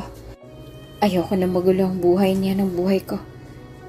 Siguro the best thing to do is to make a distance from him. Ang hirap din po kasi para sa akin. Wika ni Samantha at napayakap na lamang kay Carmen. Sigurado ka ba? Kapag iniwasan mo si Dylan, panigurado magtataka yon. Lalo na kung wala din siyang kaalam-alam. Tura ni Carmen at inalo ang anak-anaka na si Samantha. Wala na akong choice, Mom. Ito lang nakikita kong paraan. Wika ni Samantha at pinahid ang luha sa kanyang mga mata. Kung bago ka pa lang sa channel na ito, mga kwento ni Ate Jane, istorya mo, ikwento ko, huwag kalimutang pindutin ang notification bell at subscribe button. Kung bago ka pa lang sa channel na ito, mga kwento ni Ate Jane, istorya mo, ikwento ko, huwag kalimutang pindutin ang notification bell at subscribe button. Matapos ng gabing yun na pag-uusap ng masinsinan, ay sinimulan na ni Samantha na iwasan si Dylan. Ipinagtaka naman iyon ng binata at sa tuwing tinatanong ang dalaga ay palagi nitong dahilan ay abala lamang ito. Labis na nag-aalala si Dylan at iniisip kung may nagawa nga ba siyang mali sa dalaga. Ngunit wala namang maalala si Dylan kung kaya't naisipan niya na kausapin ang dalaga. Samantha, pwede ba mag-usap tayo? Tura ni Dylan sa dalaga. Para saan? Tsaka alam mo naman na abala ko, diba? Madami pa akong gagawin. Pag-iwas si Samantha, ngunit hinawakan siya ni Dylan. Please, kahit ngayon lang. Pakiusap ni Dylan sa dalagang si Samantha. Bakit ba? Ano ba yon? Walang kaemo-emosyong tanong ni Samantha. Iniiwasan mo ba ako? Tanong ni Dylan at natigilan naman si Samantha. Natahimik ang dalaga at naisip na iyon ang magandang tsansa para makagawa ng dahilan para tuluyan na siyang layuan at lubayan ng binata. Gusto mo ng totoong sagot? Seryosong tanong ni Samantha at tumitig sa mga mata ni Dylan upang kapanipaniwala ang kanyang gagawin. Siyempre naman, kasi mababaliw na ako kung may nagawa ba akong mali sa'yo o kung may kasalanan ba ako. Hindi ko kasi maintindihan, bigla ka na lang nagbago. Paliwanag ni Dylan. Oo, Dylan, iniiwasan kita. Walang pag-aalinlangan na sagot ni Samantha habang nakatitig sa mga mata ng binata. Pero bakit?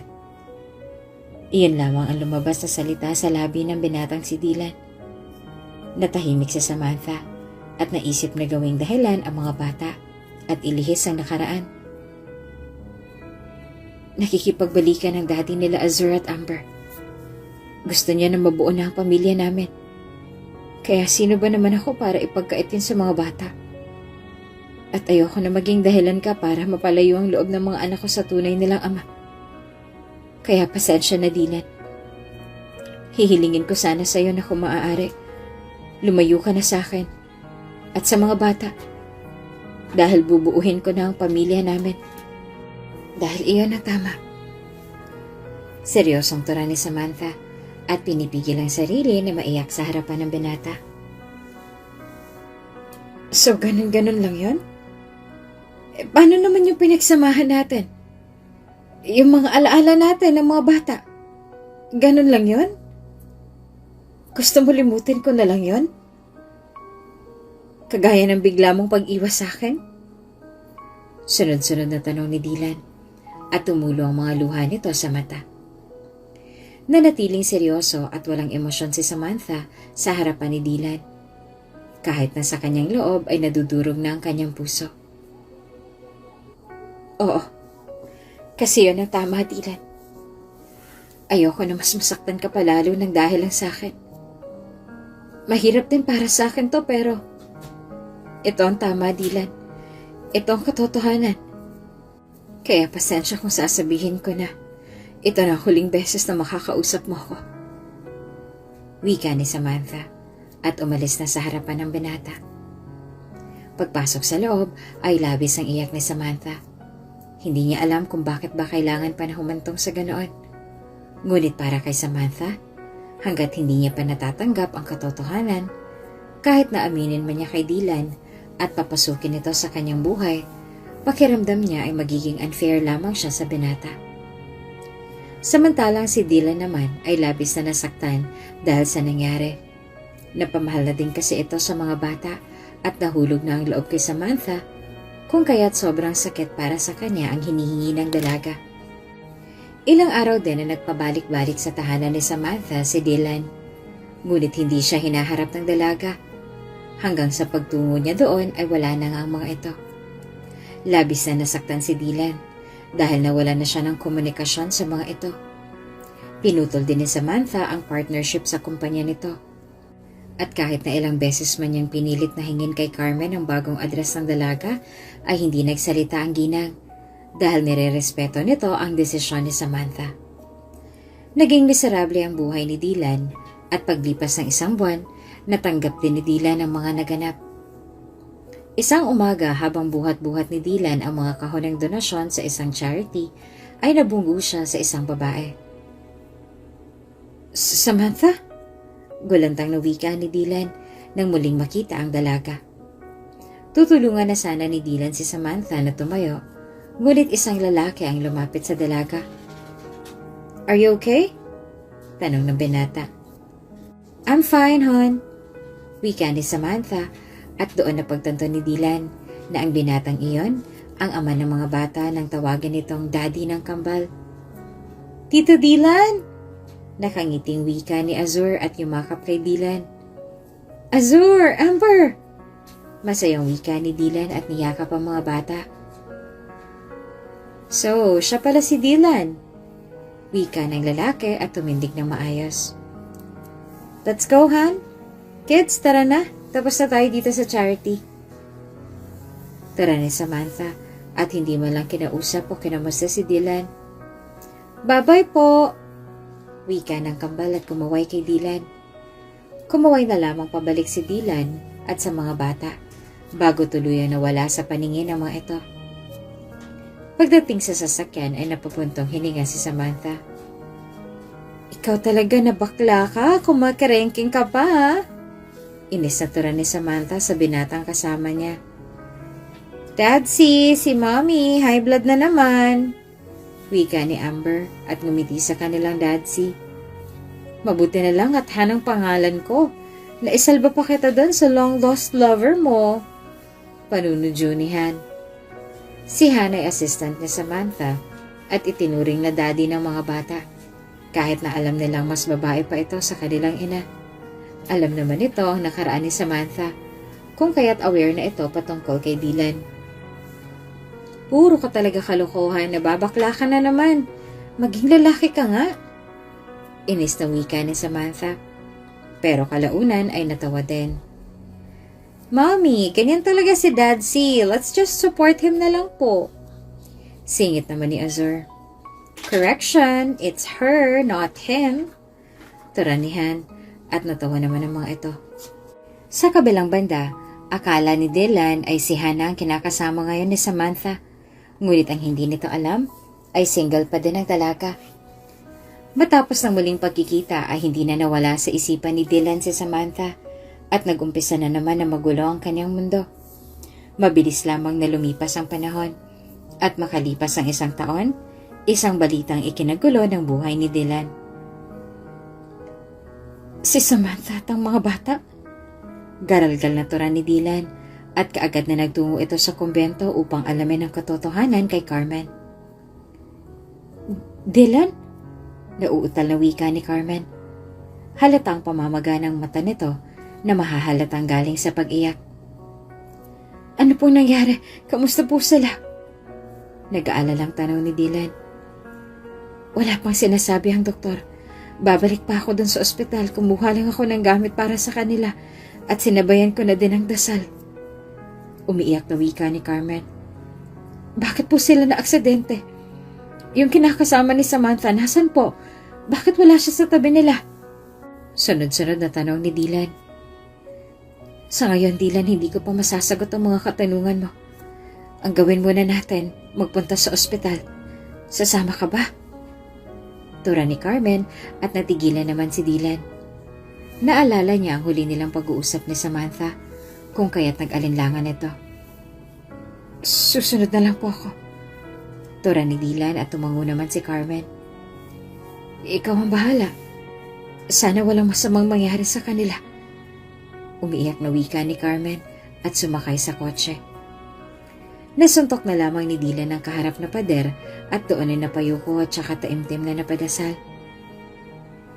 Kahit na magtungo ako doon, wala na din naman ako magagawa. Panginoon, ikaw na pong bahala. Huwag niyo po silang pababayaan. Umiiyak na tura ni Dylan at napahagulgol na lamang. Ang hirap ng kanilang sitwasyon, lalo na si Carmen na nag-aalala pa din sa kalagayan ng mag-iina. Pagdating sa ospital ay hinarap ng doktor si Carmen. Maayos na po ang kalagayan ng pasyente. Ngunit ang dalawang bata ay kritikal pa din dahil sa dami ng nawalang dugo sa kanila. Let's pray for their recovery. Tura ng doktor at napahagulgol na lamang si Carmen. Kaagad na tinungo ni Carmen ang ward ni Samantha at may malay na ito. Nasaan ang mga anak ko, Han? Sabihin mo! Sigaw ni Samantha at nagpupumiglas. Anak, tama na. Awat ni Carmen kay Samantha at niyakap ito. Mom, nasan po ang mga anak ko? Kamusta sila? Umiiyak na tanong ni Samantha. Magpahinga ka na muna. Masama sa'yo na mag-isip-isip at kumilos. Lalo na't kaka-opera mo pa lang. Pagpapakalma ni Carmen kay Samantha. Hindi ako mapapakali hanggat hindi ko nakikita ang mga anak ko. Umiiyak na wika ni Samantha at patuloy ito sa pagtawag sa pangalan ng mga bata. Gustuhin man ni Carmen na ilahad kay Samantha ang kalagayan ng mga bata, ngunit makakasama iyon para sa dalaga. Kung kaya't sinenyasan ni Carmen si Han na tawagin ng nurse upang turukan si Samantha ng pampatulog. Matapos nun ay nakatulog si Samantha at si Carmen naman ay inasikaso ang mga dapat asikasuhin sa ospital. Kinabukasan ay nagising na si Samantha at nakapagpahinga na ito. Ngunit kagaya ng nangyari nung gabi ay nagwawala pa din ito at hinahanap ang mga bata. Nasaan ang mga anak ko? Umiiyak na tanong ni Samantha. Nasa kabilang ward pa sila, anak.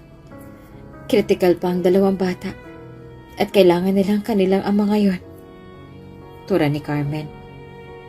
Naguguluhan naman na tumingin kay Carmen si Samantha at saka nagtanong.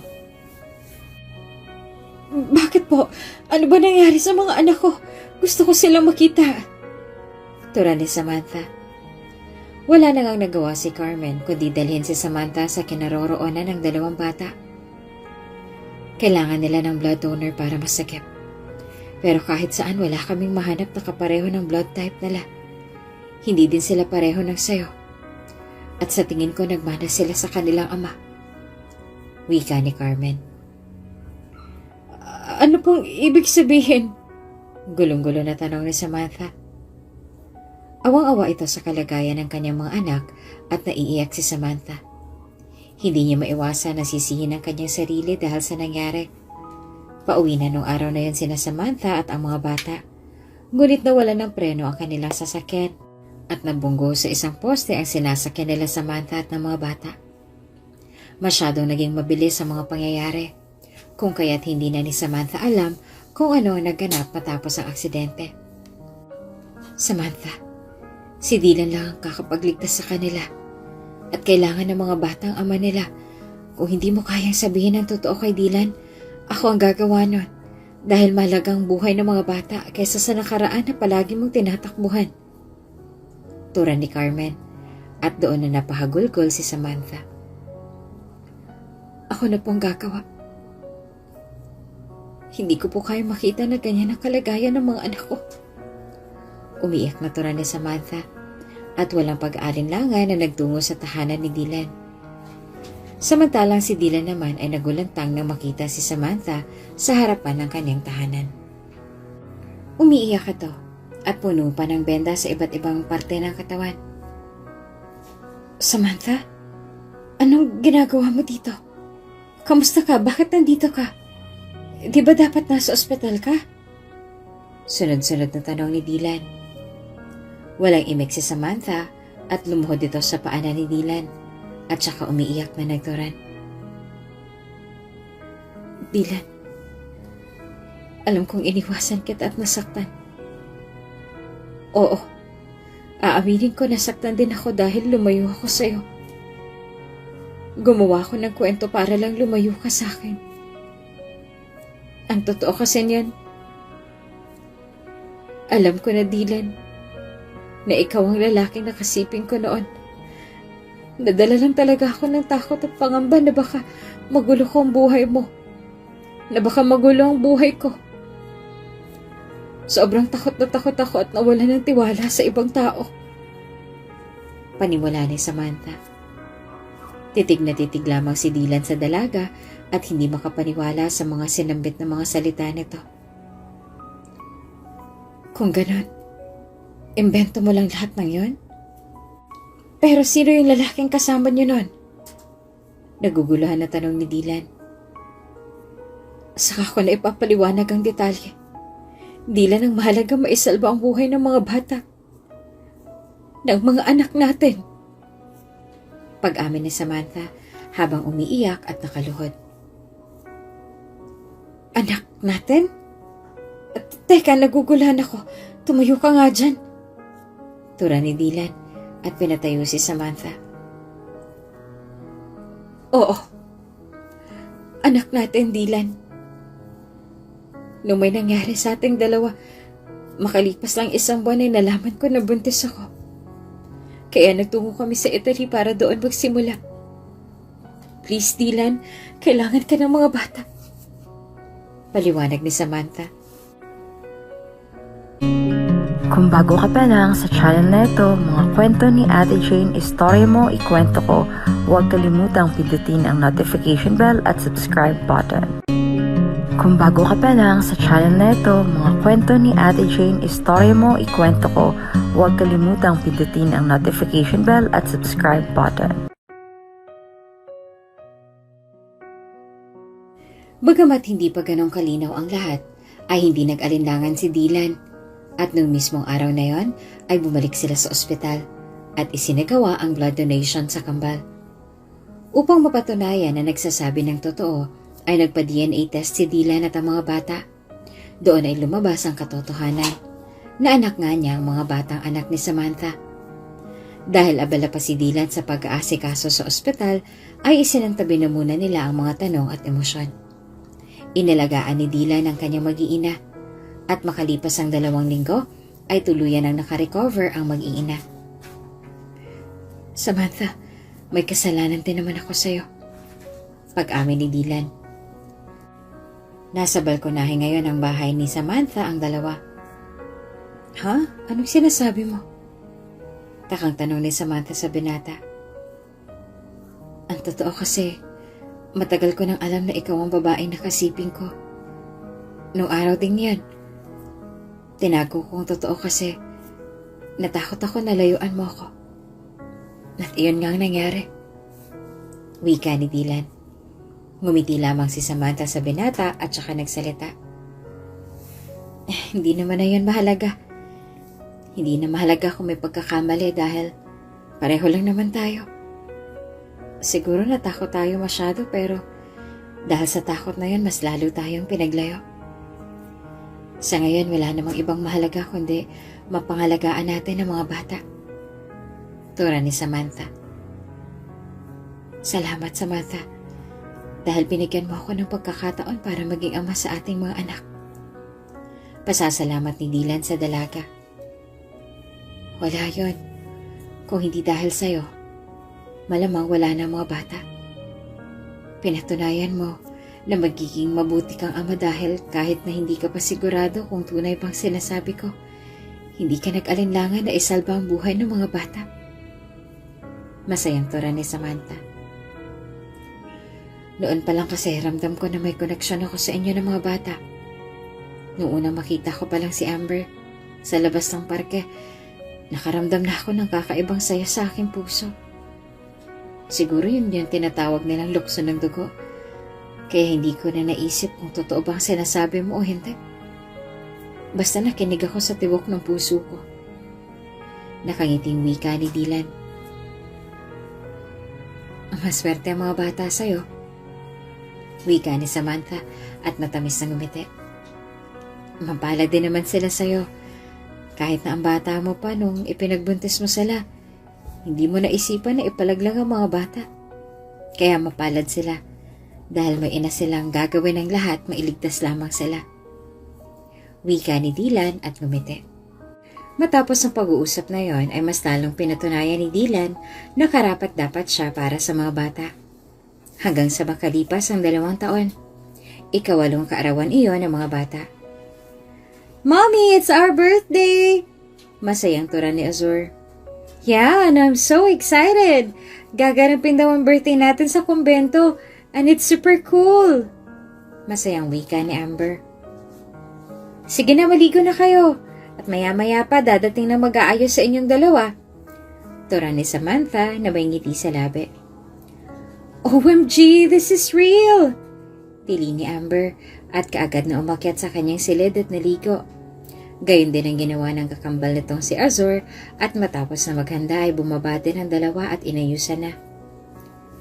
Ang bilis ng panahon, no? 8 years old na agad ang mga bata. Tura ni Dylan na may bitbit na isang bugkos ng tulips ng tunay na bulaklak. Nakakagulat ka naman, pero tama ka. Parang kailan lang nung ipinanganak ko sila. Tapos ngayon 8 years old na. Wika ni Samantha habang nakatanaw sa kanyang mga anak. Para nga pala sa'yo. Wika ni Dylan at ibinigay kay Samantha ang bitbit na bulaklak. Matapos kasi nung araw na malaman ni Dylan ang katotohanan at nagkausap sila ni Samantha, inumpisahan na nito na ligawan ang dalaga. At sa ngayon ay patuloy pa din siya sa panunuyo sa dalaga at paghihintay sa matamis na oo ng dalagang si Samantha. Salamat. Tipid na tura ni Samantha. Ay, ang sweet naman ni Daddy. Nakangiting tura ng kambal sa dalawa. Napangiti lamang si Samantha at Dylan. Matapos ng malambing at sweet na eksena ay nagtungo na sa kumbento ang mga ito at ipinagdiwang ang masayang kaarawan ng dalawang bata. Matapos ang masayang kaarawan na yon, ilang linggo lamang ang nakaraan ay sinagot na ni Samantha si Dylan. Labis ang sayang naramdaman ni Dylan nang sa wakas ay sinagot na siya ng dalaga. Totoo ba? Sinasagot mo na ako? Naluluhang tanong ni Dylan. Hindi pa ito makapaniwala sa tinura ng dalaga. Nagset kasi si Samantha ng isang dinner at inakala ni Dylan na isang normal na dinner date lamang iyon. Ngunit espesyal pala ang araw na yon. Oo nga, ayaw mo ba? Natatawang wika ni Samantha. Totoo? Paninigurado ni Dylan at tumango naman si Samantha. Oo nga, mukha bang binibiro kita? Tura ni Samantha. Talaga? Wow, girlfriend ko na si Samantha! Masayang sagaw ni Dylan at niyakap pa ng sobrang higpit si Samantha. Tuwang-tuwa ah. Natatawang wika ni Samantha. Aba, syempre naman. Matagal ko kayong hinintay ito. Sakto at balak ko na ipakilala kayo ng mga bata sa aking ninong at ninang. Masayang tura ni Dylan. Sige ba, excited na din ako na makilala sila. Ganon din ang mga bata. Masayang wika ni Samantha. Nakilala na din ni Samantha ang mga magulang ni Dylan nung ipaalam ni Dylan ang katotohanan na may anak na siya at ang kulang na lamang ay maipakilala ni Dylan si Samantha at ang mga bata sa kanyang ninong at ninang. Sila din hindi makapaghintay na makilala at makita kayo. Parati ko kasi kayong naikukwento sa kanila. Wika ni Dylan at abot langit ang ngiti nito. Para bang wala nang sisira sa kaligayahan ni Dylan at labis-labis ang saya ng kanilang puso. Makaraan ang ilang araw ay nagset na si Dylan ng dinner sa tahanan ng kanyang mga ninong at ninang at doon ay sinama niya ang kanyang mag-iina. Aba, kay ganda naman pala nitong si Samantha. Hindi katakataka kung in love sa'yo itong si Dylan. Masayang wika ng ninang ni Dylan. Oh, bakit nagtatago kayo dyan sa likuran ng daddy at mommy ninyo? Huwag kayong mag-alala, mabait kami. Tura ng ninong ni Dylan sa mga bata. Sige na Amber at Azur, magmano na kayo. Wika ni Samantha at kaagad na lumabas ang dalawang bata. Nanlaki naman ang mga mata ng ninang ni Dylan nang makita si Amber. Teka, kamukha mo ang Shane ko. Umiyak na tura ng ninang ni Dylan at niyakap ang napakahigpit si Amber. Natigilan naman ang mga ito dahil naging emosyonal na ang ginang kaya ipinagliban na muna nila ang dinner sa ibang araw. Pagdating sa kanilang tahanan ay kaagad na nagtanong si Amber. Mommy, bakit po umiyak yung babae kanina? Nagtatakang tanong ni Amber. Kasi kamukha mo daw ang nawawala nilang anak. Tura ni Dylan at natigilan naman si Samantha. Paano naman nangyari yun? Takang tanong ni Samantha. Hindi ko din alam, kanina ko lang din napagtanto na hawig ni Amber si Shane. Tura ni Dylan. Nagugulahan naman si Samantha sa mga tinura ni Dylan. May larawan ka ba ng sinasabi mong Shane? Kasi alam mo ngayon ko lang din na-realize. Pareho kami nung Shane. Wika ni Samantha. Anong ibig mong sabihin? Takang tanong ni Dylan. Napabuntong hininga naman si Samantha. Remember what I've told you? Tanong ni Samantha. Alin doon sa dami ng sinabi mo? Hindi ko alam kung ano doon ang tinutukoy mo. Tanong ni Dylan.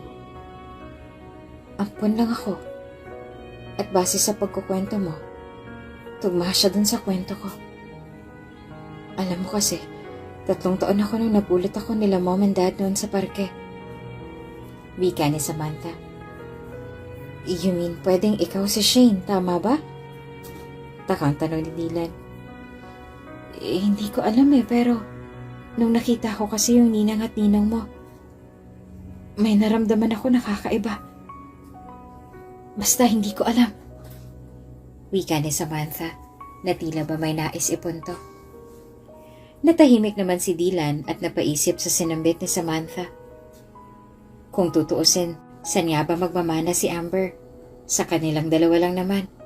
Kung kaya't doon na nagkaroon ng konklusyon ng dalawa. Bukas, dadalhin ko ang larawan namin ni Shane para makita mo din. Wika ni Dylan. Gusto ko lang malaman pero ayokong umasa na sila talagang tunay kong mga magulang. Alam mo na masakit umasa Tura ni Samantha. Matapos ang araw na yon, ay hindi na maalis sa isipan ni Samantha ang mga naganap. Pakiramdam niya ay may mali doon at nagtataka na. Napabuntong hininga na lamang si Samantha bago tuluyang nakatulog sa malambot na kama. Kinabukasan ay maaga pa lamang ay nasa kanilang tahanan na si Dylan. Daddy! Masiglang wika ni Amber at kaagad na nagpakarga sa kanyang amang si Dylan. Ang aga mo naman ata. Tura ni Samantha nakakagising lamang. Syempre hindi ako nakatulog na maayos dun sa naisip mo Tura ni Dylan at kaagad na ilalabas ang picture frame. Doon na tila natuod si Samantha nang makita ang larawan. Dylan, ako nga yan. Ako nga ang anak nila. Naluluhang tura ni Samantha at hindi mapigilan na hindi maging emosyonal dahil sa mga nagaganap. Tinitigan pa ni Samantha ang larawan noong bata pa lamang siya at inilabas ang larawan na nakatago sa kanyang wallet. Ikaw nga. Wika ni Dylan at hindi makapaniwala. Paano natin sasabihin? Baka hindi sila maniwala. Turan ni Samantha. Kailangan natin ng patunay. Turan ni Dylan. At doon ay palihim na tong kinuhaan ng buhok ang mag-asawa at nagsagawa nga ng sikretong DNA test. Naghintay din ng ilang araw sina Dylan at Samantha hanggang sa dumating na ang resulta ng isinagawang DNA test. Kinakabahan ako, Dylan. Kabadong wika ni Samantha. Ano man ang resulta, walang magbabago. Wika ni Dylan at nilabas ang resulta. Tila ba binuhusan ng isang pitsyal na malamig na tubig si Samantha at nagising sa katotohanan. Dylan, nahanap ko ng mga tunay kong magulang. Emosyonal na wika ni Samantha at napayakap kay Dylan. 99.99% ang lumabas na resulta at ang ninong at ninang ni Dylan talaga ang tunay na mga magulang ni Samantha. Bagamat binabalot ng kaba ang puso, sumama pa din si Samantha sa tahanan ng mga ito kasama si Dylan at hinanda ang kanilang mga sarili para sabihin ang katotohanan. Dylan, Samantha, pasensya na sa nangyari nung nakaraan ha.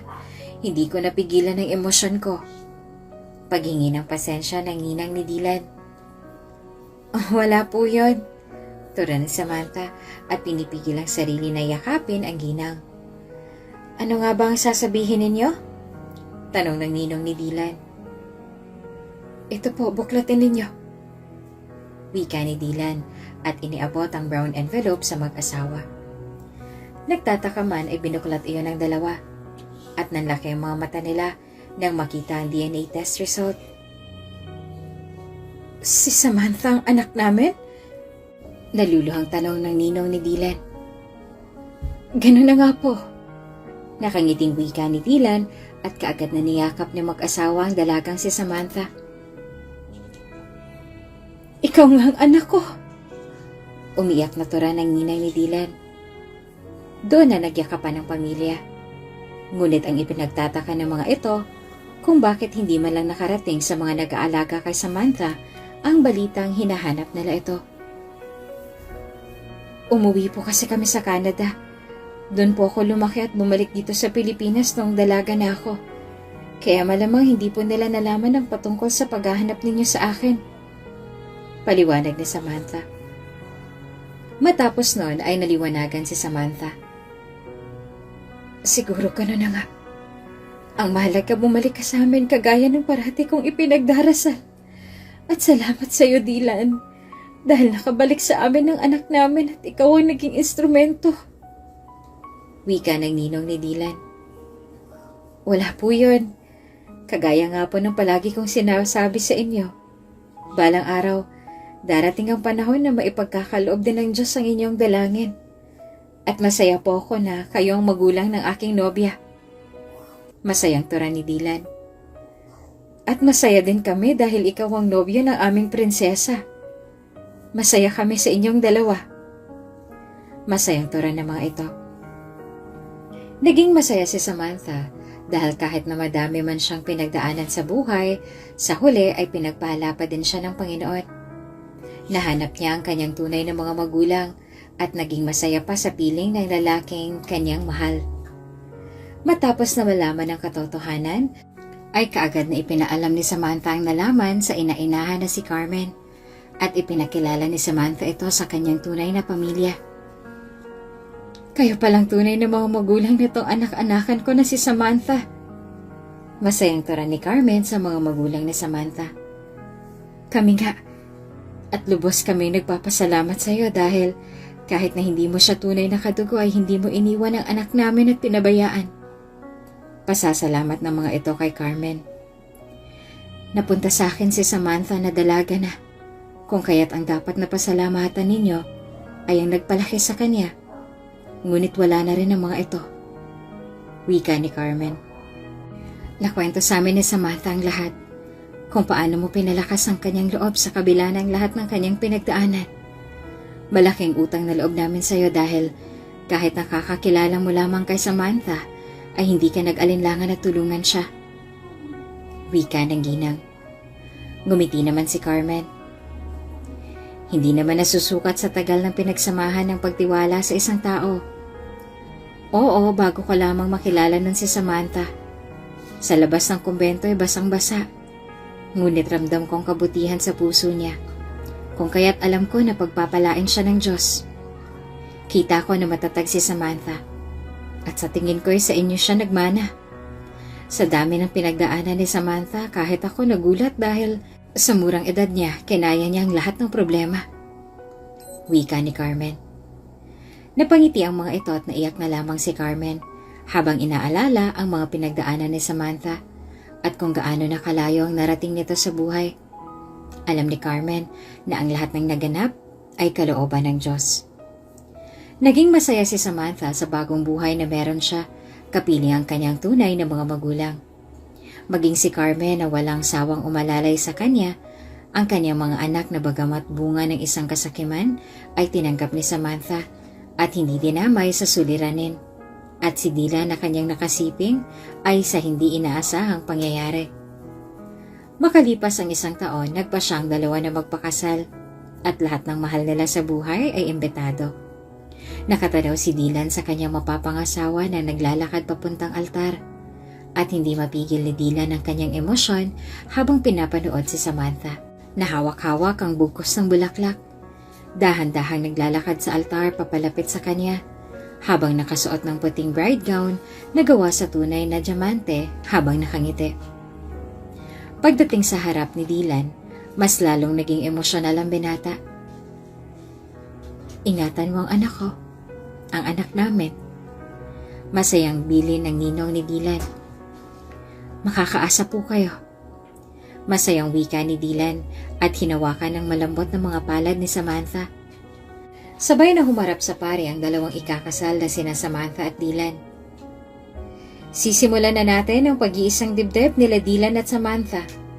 Dylan, tinatanggap mo bang maging kaisang dibdib si Samantha na maging kabiyak ng iyong puso sa habang buhay sa hirap at ginhawa, sa sakit man o kalusugan, at mamahalin mo siya sa habang buhay gaya ng sagradong utos ng Panginoon?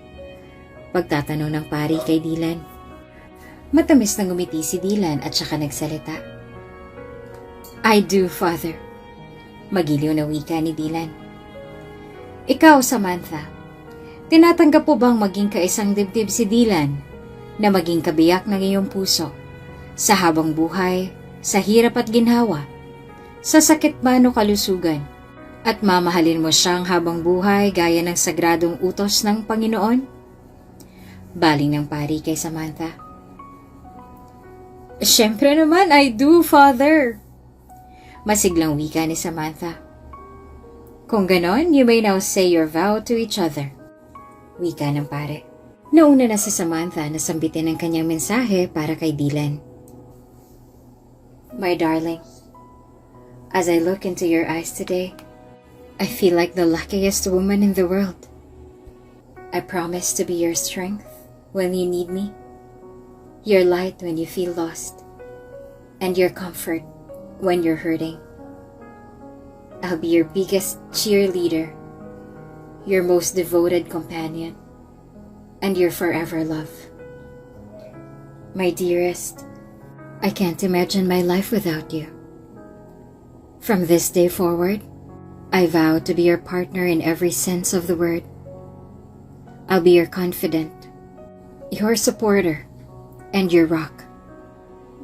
I will be your loving wife, your best friend, and your soulmate for all the days of my life.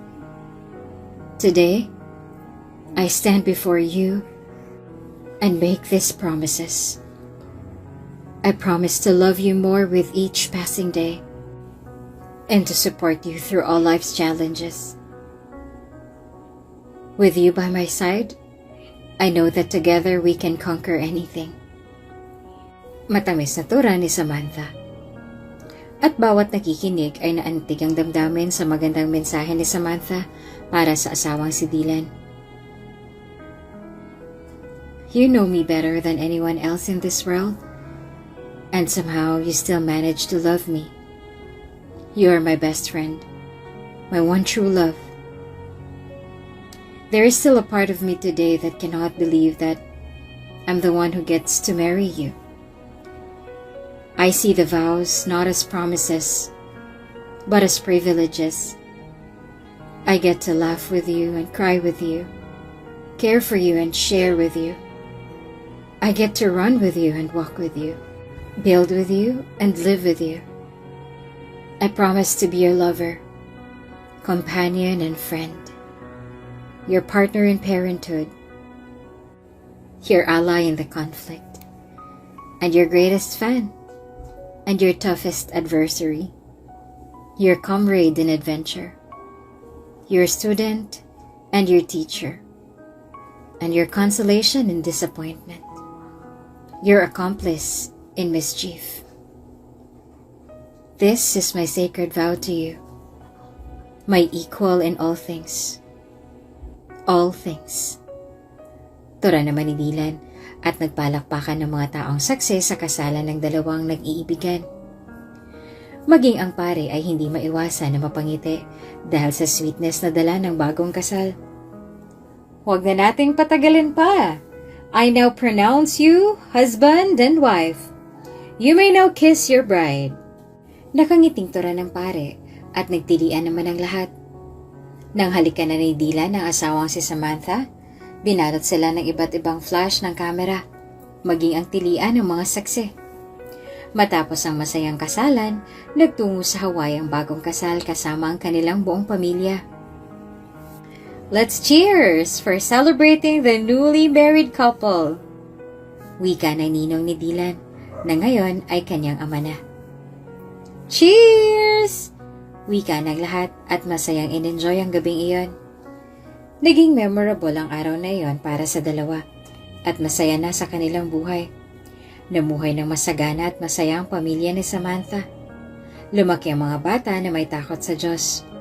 At higit sa lahat, ang nakaraan ni Samantha ay tuluyan ang napalitan ng magandang alaala sa kasalukuyan. Nagpatuloy sa pagtulong sa kapwa ang dalawang mag-asawa. At kalaunan ng magdalaga na at magbinatang mga anak nila ay naging kasakasama nila ang mga ito sa bawat charity na kanilang pupuntahan at talaga naman na naging malago ang kanilang pamumuhay. Magkayakap ang dalawa habang nakatanaw sa malawak na tanawin. I promise to love and take care of you. I will try in every way to be worthy of your love. I will always be honest with you, kind, patient, and forgiving. And I promise to try to be on time. But most of all, I promise to be true and loyal friend to you. I love you. Malambing na tura ni Samantha sa asawang si Dylan. Masaya na ang dalawa sa piling ng isa't isa kasama ang kanilang dalawang anak. Kung bago ka pa lang sa channel na ito, mga kwento ni Ate Jane, istorya mo, ikwento ko, huwag kalimutang pindutin ang notification bell at subscribe button.